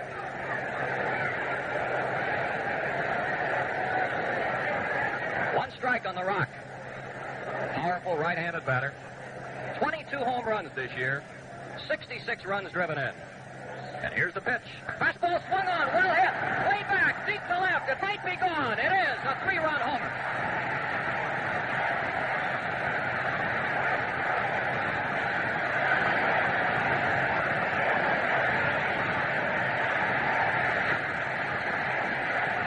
Rocky Colavito just drilled a Dick Farrell fastball onto the catwalk in left field, driving Robinson in from third. driving Maris in from first base. And now the American League is leading by a score of 7-1. Here is Gentile, the first baseman. He has struck out, grounded out, and walked. Colavito's third All-Star Game home run. A line drive shot onto the catwalk above the bleacher wall in left field. Gentile takes a ball that's outside. 3 runs are in here in the 7th inning for the American League. They've opened up a 6-run gap. And they're leading 7-1. Farrell winding. 1-0 to Gentile. A swing and a blooper. Short center field. Going to drop in for a base hit. It does. In front of Hank Aaron. Gentile is on with his first hit. Hit number 3 off Farrell. He's going to bring up Elston Howard, the catcher, from the New York Yankees. A walk, a single, and a home run have produced 3 more runs here. All but one of the runs for the American League, the result of home runs. The only run that was not a home run was in the 6th inning when they scored on a double. Here's the stretch, pitch to Elston Howard, a swing and a miss and a slider. Howard is hitting .269 for the Yankees, 10 home runs and 50 runs driven in. Big right-handed batter. Man on first is Gentile, 2 gone in the top of the 7th. And here's the pitch. Swing and a miss. Another breaking ball. 2 strikes the count on Elston Howard. Matthews at third, Grote at short, Bowling at second, Banks at first. American League power has really come through for the All-Stars today, and they lead 7-1 over the National League. Here's the pitch. A ball just off the corner to a right-handed batter, a bit wide. Ball 1 and strike 2.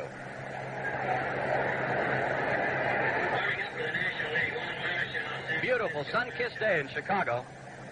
I'm Jack Quinlan along with George Kell, bringing you the story of the ball game from Wrigley Field. Here's the pitch. Swing, he checked it in time. He started to go for a low outside breaking ball. 2 balls, 2 strikes on Elston Howard. The American League out in front, 7-1. We're in the 7th. Dick Farrell has the sign. He's in the stretch. And the 2-2 pitch. Swing and a miss. He got him on a low fastball. He struck him out to retire the side. But in the 7th inning, the American League scored 3 times on 3 hits. 1 man was left on base. We go to the bottom of the 7th inning with the National League coming to bat. The score, American League 7, the National League 1. Fans, we're going into the bottom of the 7th inning, and Johnny Roseboro, the National League catcher, will lead off. National League trailing 7-1. Roseboro hit into a double play the first time up. The pitch by Hank Agari. Fastball, strike at the letters. It's 0-1. In the on-deck area is Richie Ashburn of the New York Mets. Here's the pitch. Curveball. Strike 2 called. Agari threw a slow, tantalizing curveball. The paid attendance today is 38,359.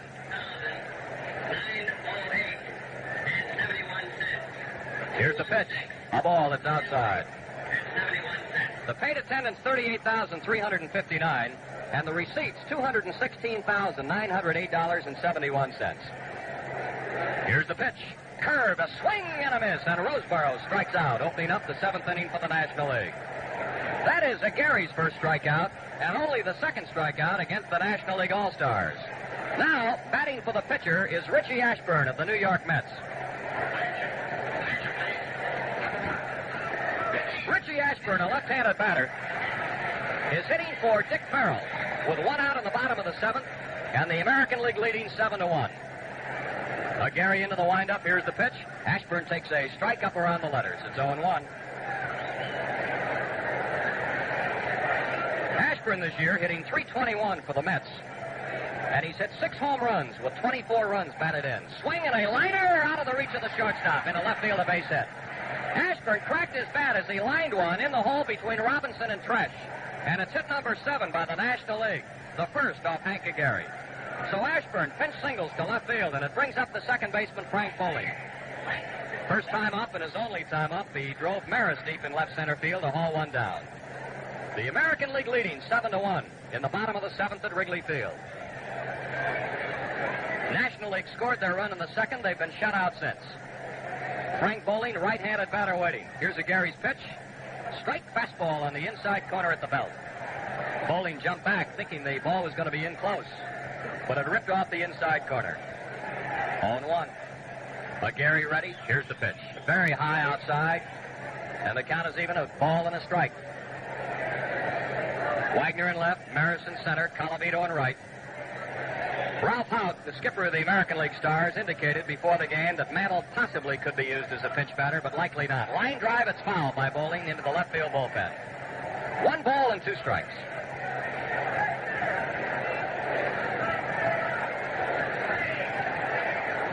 The American League has out-hit the National League 8-7, and they've outscored the National League Stars 7-1. Ashburn at first, 1 out. Here's the 1-2 pitch to Bowling. Swing and a drive into right center field. Pretty well hit. Maris chasing it. Is on the run. He might not get it. He doesn't. The ball lands at the base of the wall. Here's Ashburn going to be held up at third. It's a double for Bowling. Harry Kraft held Ashburn up at third as Bowling doubles to the track in right center field between Maris and Colavito. And it's a double by Bowling, putting National League runners at second and third and 1 out. Hit number 8 by the National League, the second off Hank Gary. The batter now is Dick Groth, the leadoff man, who's been on base 3 straight times. 2 singles and hit by a pitch. 7-1, American League leading. Bottom of the 7th. Groth, a right-handed batter up. He'll be followed by Frank Robinson. Ashburn on third. Bowling on second. Gary into the windup. The tall left-hander throws. A curveball, strike, 0-1.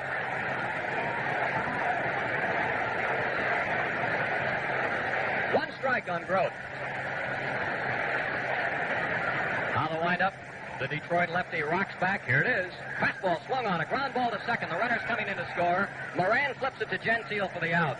And on the out, the runner on third, Ashburn, dances in with a run. And Bowling moves to third. It's 7-2 now in favor of the American League. A run batted in for Groth as he's thrown out second to first. Now Bowling is on third with 2 gone, and the batter is Frank Robinson, who drove Maris into the vines in the 5th inning to haul down a 400-foot drive at the fence. 7-2, American League leading. Runner at third and 2 out. The windup, the pitch to Robinson.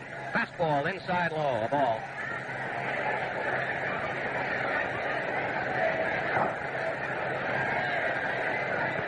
Hank Gary on the mound for the American League. Winding, and here's the pitch. Swinging a hot smash to the third baseman, Brooks Robinson. He has it. The peg to Gentile, and Frank Robinson is thrown out to retire the side. 1 run, 2 hits, and a man left on. And at the end of 7, score, the American League 7, the National League 2. On the mound for the National League is right-hander Juan Marichal of the San Francisco Giants.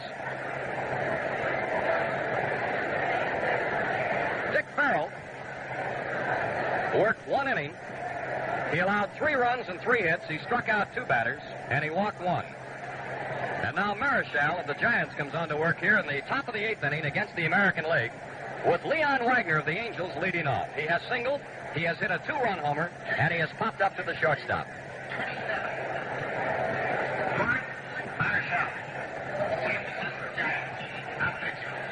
Marichal, a big right-hander, has won 13 and lost 7 for Alvin Dark's Giants. First pitch, an overhand fastball that he swings and misses.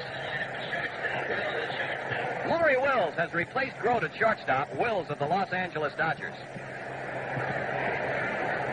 Marichal, 13 wins and 7 defeats, and 3 shutouts included in the victories. Here's the pitch to Wagner. High for a ball.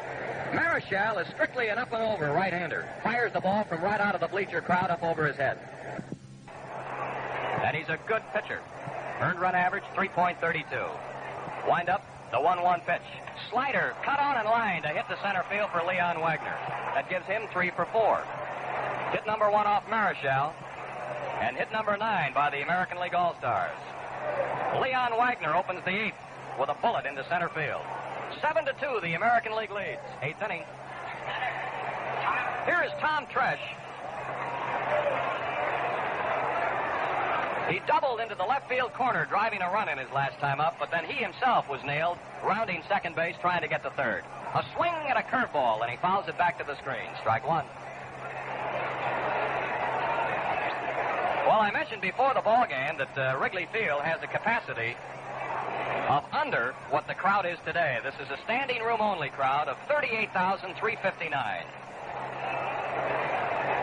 Man on first with nobody out in the top of the 8th. Here's the pitch. Fastball. It hits his bat. He hits a short line drive picked up on the ground by Wills. A force out at second to Bowling. He didn't mean to swing on a fastball that jammed him, and the ball was a soft liner past the pitcher and dropped on the grass behind the mound. Maury Wills, the shortstop, picked it up and flipped the ball to Bowling for a force out on Wagner. And Tresh is safe at first base on a fielder's choice. So there's a man on first with one out. And the batter now is going to be Hank Gary, the pitcher. He'll bat right-handed now. He's a switch hitter, but he's going to go right-handed against Marichal anyway. Man on first and one out. We're in the 8th. Here's the pitch. Fastball. Stee right down the middle. Gary's been up once. He struck out. That was against Dick Farrell. 7-2, the American League leading. We're in the 8th. Eddie Matthews at third. Maury Wills at short. Frank Bowling at second. Ernie Banks at first. The outfield made up of Billy Williams in left, Hank Aaron in center, Frank Robinson in right.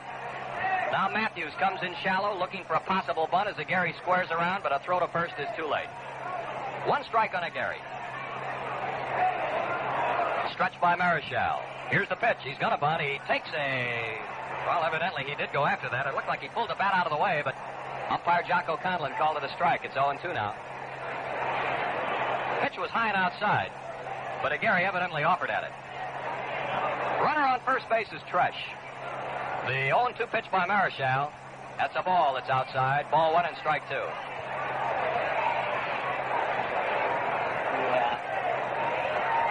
One ball, 2 strikes on Gary. He looks down at Bill Rigney, the third base coach. The American League is leading 7-2. They're batting in the top of the 8th. Marichal's 1-2 pitch now. Here it is on the way. And he tries to bunt. He misses it. Here's a throw to first. And the second baseman Bowling cutting behind the runner too late. Gary strikes out.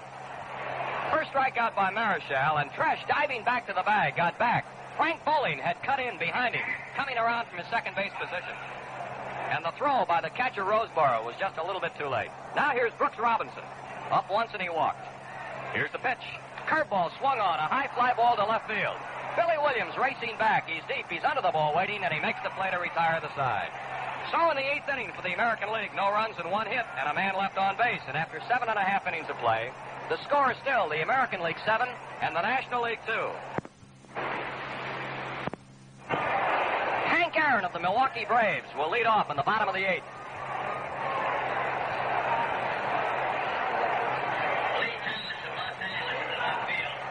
Lee Thomas of the Angels replaces Wagner in left field. We're going into the bottom of the 8th. Here's Hank Aaron, right-handed batter, taking a strike curveball up around the shoulders. American League, the right-hander, Milt Pappas of Baltimore, the left-hander, Jim Cott of Minnesota. Milt Pappas of Baltimore and Jim Cott of Minnesota are warming up in the American League bullpen. Here's a weak tap to second. Billy Moran flips it to Gentile for the out. Aaron hit a weak ground ball to Billy Moran, and there's one gone. Here's Banks. Ernie Banks has been up once, and he grounded out to the first baseman. One out and nobody on in the bottom of the 8th. The American League leading by a score of 7-2. National League has 8 hits, 3 off Stenhouse, 3 off Herbert, 2 so far off of Gary. Banks, right-handed batter, deep in the box. Wind up, and the pitch by Gary. Fastball swung on, a high fly to center. Roger Maris going back. He's at the wall. It might be gone. It's off the top of the wall. Banks rounding second. He'll try for a triple. Here's Colavito's throw. He's in the dirt, safe. A 3-base hit. Ernie Banks triples off the center field wall, up over Maris's head, and it's hit number 3 off of Gary, as Banks hits a long triple off the top of the wall in center field. That'll bring up Billy Williams, the Cub left fielder and the National League left fielder, batting for the first time today. Man on third and 1 out on the bottom of the 8th. The National League trailing 7-2. Billy Williams hitting .309. 18 home runs this year for the Cubs with 66 runs driven in. The windup on the pitch by Gary. Curveball, and it's wide, a ball. 1-0. Last year, Williams was named the Rookie of the Year in the National League. Comes from Plateau, Alabama. 22-year-old left-handed batter. Fastball, and he swings and he fouls it on the net. The count is even, a ball and a strike. 7-2, the American League leading. The ball game in the bottom of the 8th. The American League leads in the series 16 games to 15, and one game resulted in a tie. That was the second game last year at Boston, called because of rain. This is the 33rd All-Star Classic. Here it is. Swinging a curveball, and he grounds to the shortstop fresh. Here's Banks coming in to score as Williams is thrown out short to first. But the run is in, and it's now 7-3 in favor of the American League. Billy Williams gets an RBI. Banks scoring from third on the infield out. 2 gone, and here's the third baseman, Eddie Matthews of the Milwaukee Braves. Matthews, a strong left-handed batter. Hitting .273. Got off to a slow start because of an injured shoulder. But he's hit 21 home runs for the Braves, and he has 70 RBIs. A run is in the bottom of the 8th. Base is empty. Matthews waves at a curveball by Gary. Strike one.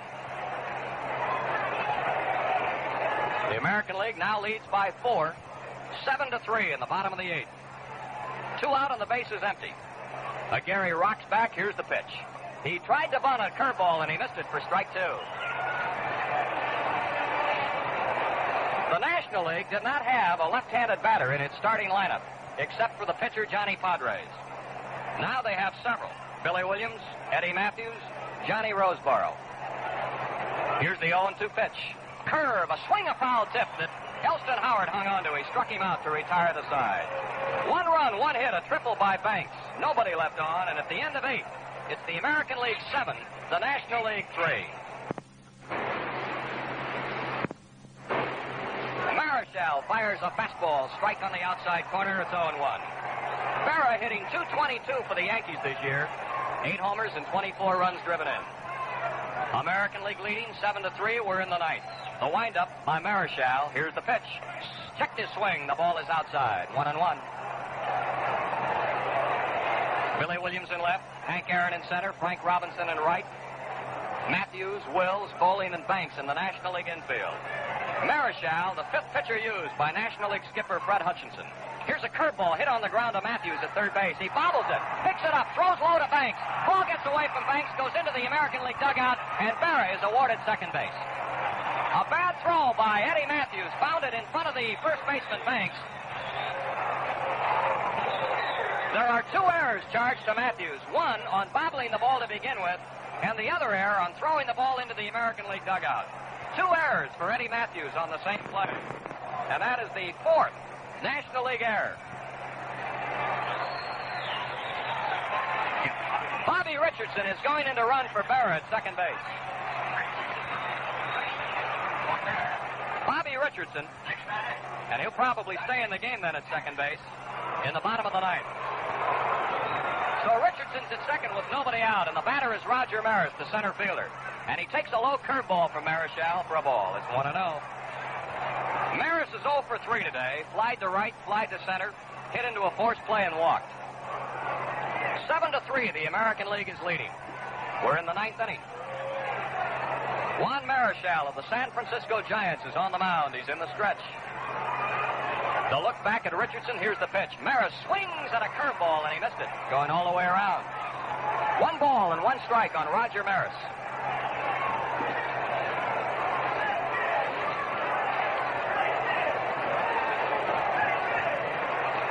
Johnny Padres started the game for the National League. He worked 2 innings. Mahaffey worked 2. Gibson worked 2. Farrell worked an inning. The 1-1 pitch to Maris. Fastball, and he golfs it foul into the upper deck to the left of the plate. The count is 1 ball and 2 strikes on Roger Maris. Made baseball history last year. 61 home runs. Richardson, a pinch runner at second. He's running for the Yogi Man. There is nobody out. Time is called now. A ball got away from somebody in the American League bullpen in right field and rolled all the way to the plate.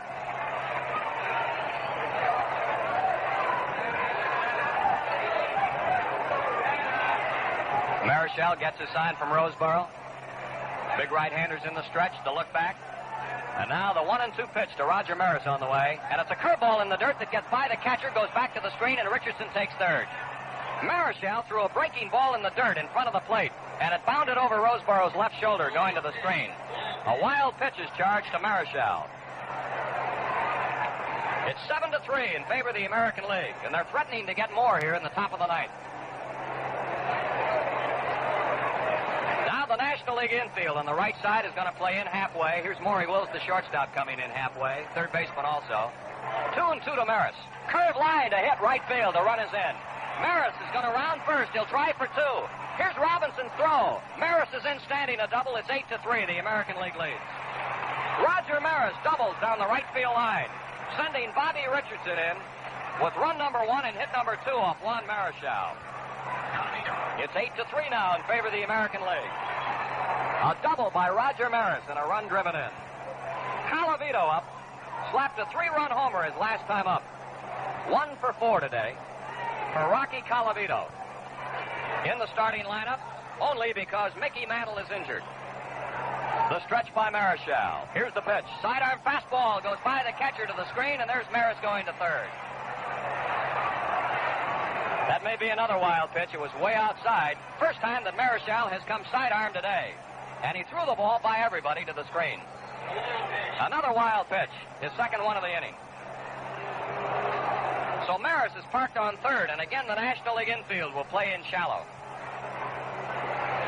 1-0 on Rocky Colavito. Big, strong, right-handed batter, used to be with Cleveland. Here's the windup and the pitch. Overhand fastball swung on. A fly ball to center. Here's Hank Aaron coming on to make the catch. Maris tags up at third. Here he comes. Here's the throw. Two ladies in standing up. It's 9-3 in favor of the American League.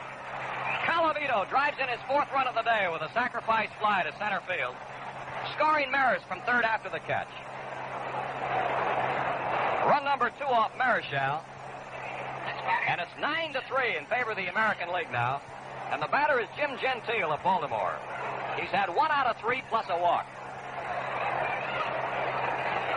Marichal, wind up. Here's the pitch. Change up. He swings and he misses, looking for the fastball. 0-1. Gentile has struck out, grounded out, walked and singled. Bases are empty. There's 1 out, but 2 runs are in for the American League. They're leading the National League Stars 9-3. Here's a fastball, and he hits it foul off to the left over toward the upper deck. 2 strikes on Gentile. Elston Howard will bat next.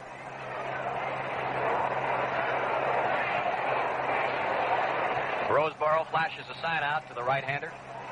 Here's the windup, the 0-2 pitch to Gentile. Overhand fastball, it's over the plate but low.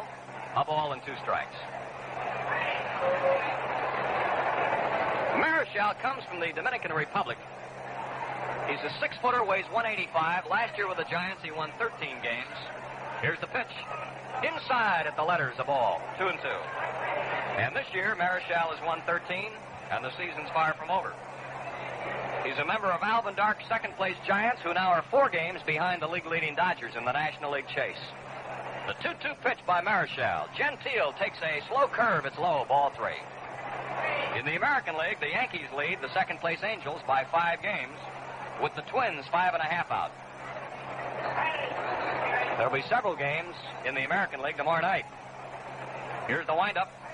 And the 3-2 pitch by Marichal. A swing and a drive by Gentile way back in left field. Williams is there. He caught it on the track. A screaming Mimi caught by Billy Williams on the left field track in front of the bleachers out there.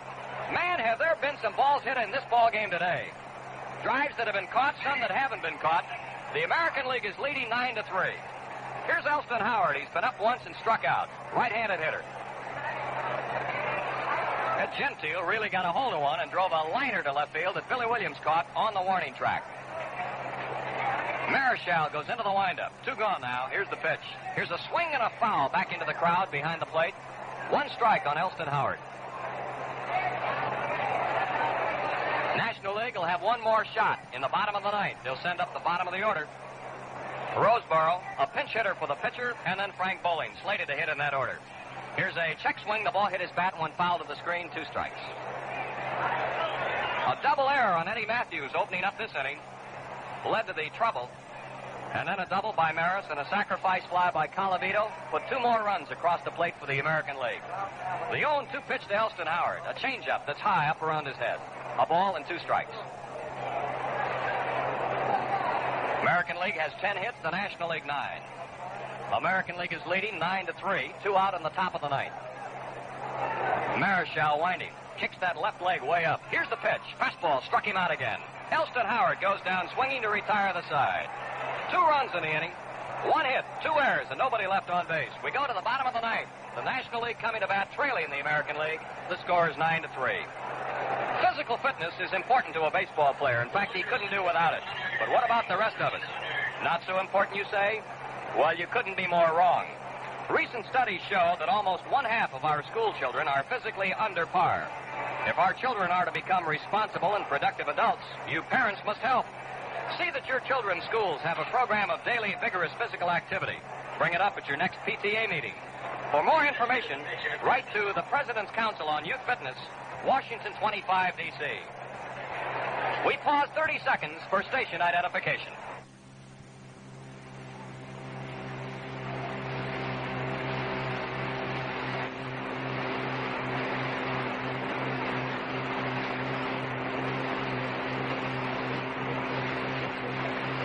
This is WGY Schenectady. You know, it's difficult even for the experts to make a home run. In baseball, that is. But it's simple for you to make your home run smoothly with the help of the Industrial Bank of Schenectady's many services. Protect your valuables with a safe deposit box at Industrial Bank of Schenectady. Save regularly where your savings earn a big 4% interest if left at the bank for only 1 year. The Industrial Bank of Schenectady will help you with a personal loan, business loan, or home improvement loan. Main office at 224 State Street. Drive-in branch at 1815 State Street. Johnny Roseboro, who has struck out and hit into a double play, opens up the ninth inning for the National League Stars, and he takes a strike on the outside part of the plate. It's 0-1. National League needs 6 runs to get back into it. They're trailing 9-3. The windup, and here's the pitch. Curveball swung on, well tagged, deep, but curving. Down the right field line, might be fair, might be foul. Home run for Roseboro. There's one that was fair by a foot and no more, as it went just inside the flagpole in right field, and it's 9-4 in favor of the American League. A home run by Johnny Roseboro, opening up the bottom of the ninth. That's Johnny Roseboro's first All-Star hit. Here's Johnny Callison now, the Philadelphia Phillies, pinch hitting for Marichal. Callison, left-handed batter. And he's hitting .302 with the Phillies. 11 homers, 51 RBIs. Fastball is wide at the knees. Ball 1. 9-4, the American League leads. Roseboro opening up the bottom of the ninth with a long poke over the right field fence. Here's a swing, a foul into the upper deck to the left of the plate. 1-1 on Johnny Callison. Bob Turkey, the big winner from Cincinnati, starting to throw in the National League bullpen. Lee Thomas in left field for the American League. Roger Maris in center. Rocky Colavito in right. Gentile has played the whole game. So have Colavito and Maris. Here's the pitch. Ball, it's wide. It's 2-1 on Johnny Callison. The right field foul line umpire had to go down the line to make sure that ball stayed fair that Roseboro hit, and it stayed just fair. The 2-1 pitch. Ball 3 outside. 3-1 on Callison. He's hitting for Marichal. 9-4, the American League leads. We're in the bottom of the ninth. Wrigley Field in Chicago, the scene of the 33rd All-Star game. Milt Pappas, big right-hander winding. 3-1 pitch. He walked him, ball 4. Callison gets a free ride to first base. That's only the second walk the National League has received today, and the first since the first inning, when Cepeda drew a pass. Now Frank Bowling is up. Bowling has flied deep to center field, and he's doubled. Right-handed batter. Here's the stretch, the pitch by Pappas, and Bowling takes a strike at the knees. Breaking ball on the outside corner. 0-1. American League 9, the National League All-Stars 4. A man on first and nobody out in the last of the ninth. Here's a swing, a bouncing ball to the shortstop. Tresh throws to Richardson out. Relay to first, safe, no double play. Callison is forced, though, from Tresh to Bobby Richardson at second. Now Bowling is on first base as Callison is forced out at second. And it's going to bring to the plate the shortstop, Maury Wills. Switch hitting shortstop of the Los Angeles Dodgers. Wills up for the first time. He's hitting .285. 6 home runs, 36 RBIs. One of the slickest fielders in baseball. and one of the fastest men in baseball, Maury Wills. He'll bat left-handed here against Pappas, a right-hander from Baltimore. Gary worked 3 innings, allowed 1 run and 3 hits. Pappas is the 4th pitcher used by American League manager Ralph Houck. Bowling at first and 1 out. The pitch to Maury Wills. He takes a strike over the outside corner. It's 0-1.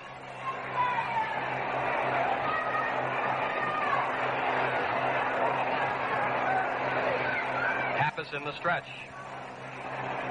Here's a ball. It's low. 1-1 the count now.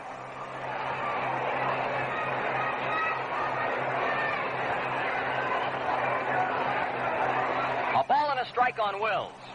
Frank Robinson in the on-deck area waiting. The pitch by Pappas. Wills chops one over the third baseman's head. The shortstop has it. Tresh to Richardson. Force play on bowling. He's out at second. Wills is safe on a fielder's choice now as Tresh went over to his right. Grabbed the ball on the second bounce and flipped it to Bobby Richardson, forcing bowling. And now Wills is on first with 2 gone, and the batter is Frank Robinson, the National League right fielder. Robinson has flied deep to center and been thrown out by the third baseman. 9-4, the American League leads. 2 out in the ninth. Robinson swings, lifts a fly ball down the left field line. Left fielder moving over. He's there. The game is over. The American League wins it as Robinson flies out to Lee Thomas near the line in left field, but in fair territory. And in the bottom of the ninth inning for the National League. 1 run, 1 hit, the leadoff home run by Roseboro, and 1 man left on base. And the final score was the American League 9, the National League 4, and in a moment we'll review the highlights of the game for you. Dick Rote was one of the stars of the first game in Washington, and he did a great job here for the National League today. Dick's a real team leader. He was one of the first to try the new Gillette Slim Adjustable Razor. Here's what he had to say about it to Lindsey Nelson. Is this your first experience with an adjustable, Dick? No, Lindsey, I've been an adjustable user from the start. But the new Slim is even better. It's easier to handle. I cinch to get at those hard-to-reach areas. And only the Gillette Adjustable has the precision micrometer dial with 9 different settings. Twist it to the one that gives you just the right blade exposure and shaving angle for your skin and beard. The Slim Adjustable is streamlined from head to handle, lighter for easier handling, longer for better balance. And it costs only $1.50, lowest price ever for an adjustable razor. That includes a supply of double-edged Gillette Super Blue Blades for all but incredible shaving comfort. Quick shaves, clean, refreshing shaves. See the new Gillette Slim Adjustable Razor at the low price of only $1.50. On display now at a nearby store. Well, let's take a look at the totals now in this ball game. The American League won it by a score of 9-4, and the American League scored 9 runs on 10 hits, no errors. They left 6 men on base. The National League All-Stars had 4 runs, 10 hits. They made 4 errors. They left 7 men on. The winning pitcher, Ray Herbert of the Chicago White Sox. The losing pitcher, Art Mahaffey of the Philadelphia Phillies. And the time of the ball game was 2 hours and 28 minutes. And now, as some 38,359 people begin filing out of Wrigley Field here on the north side of Chicago, the home of the Cubs, the results in the All-Star Series looks like this. The American League now leads 17 wins. The National League has 15 wins, and 1 game ended in a tie. So the 33rd All-Star game is over, George, and it was a great one, especially for the American League. They really put on a hitting show here today. Quite a ball game, Jack. We saw a little bit of everything here today, but it was the long ball hitting of the American League that paid off here today for their 9-4 win. The National League started the scoring in the second inning on a double by Padres and a single by Grote, but that was the only time all day they were out in front. The American League then went to work on a pinch hit home run by Pete Runnels. Pete was batting in the third inning that tied the score at 1-1, and from then on it was all the American League, Jack. They gave a terrific display of their power. Leon Wagner, of course, was one of the big sticks for the American League. He came up today with 3 hits, including a tremendous home run over the right field catwalk.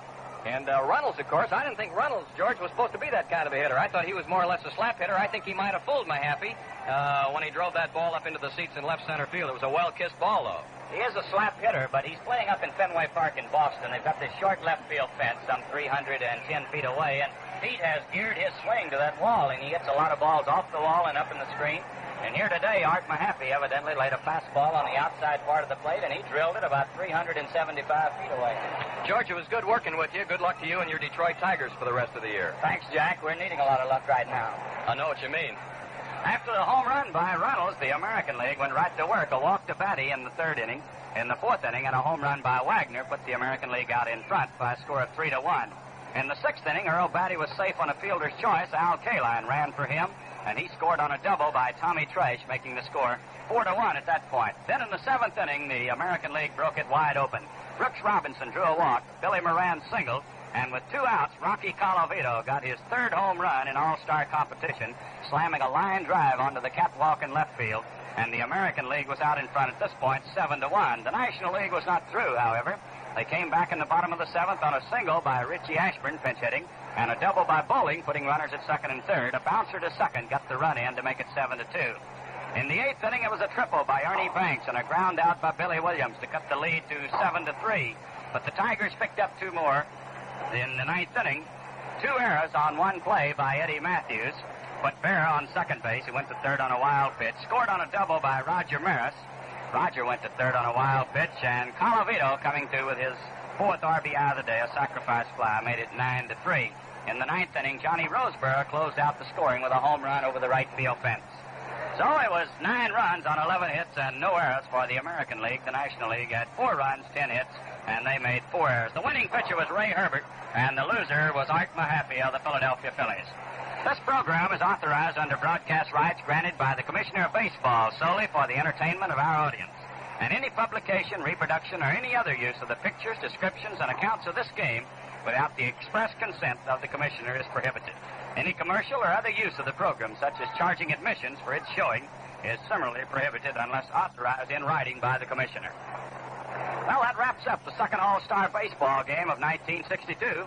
Be with us again on October the 3rd for the first game of the 1962 World Series, when your host, as today, again, will be the Gillette Safety Razor Company, world leader in shaving, and the Chrysler Corporation, maker of action cars for 1962. Our engineer today has been Harry Alexander. Our director was Johnny Earp. Now, this is George Kell along with Jack Quinlan saying so long from Wrigley Field in Chicago.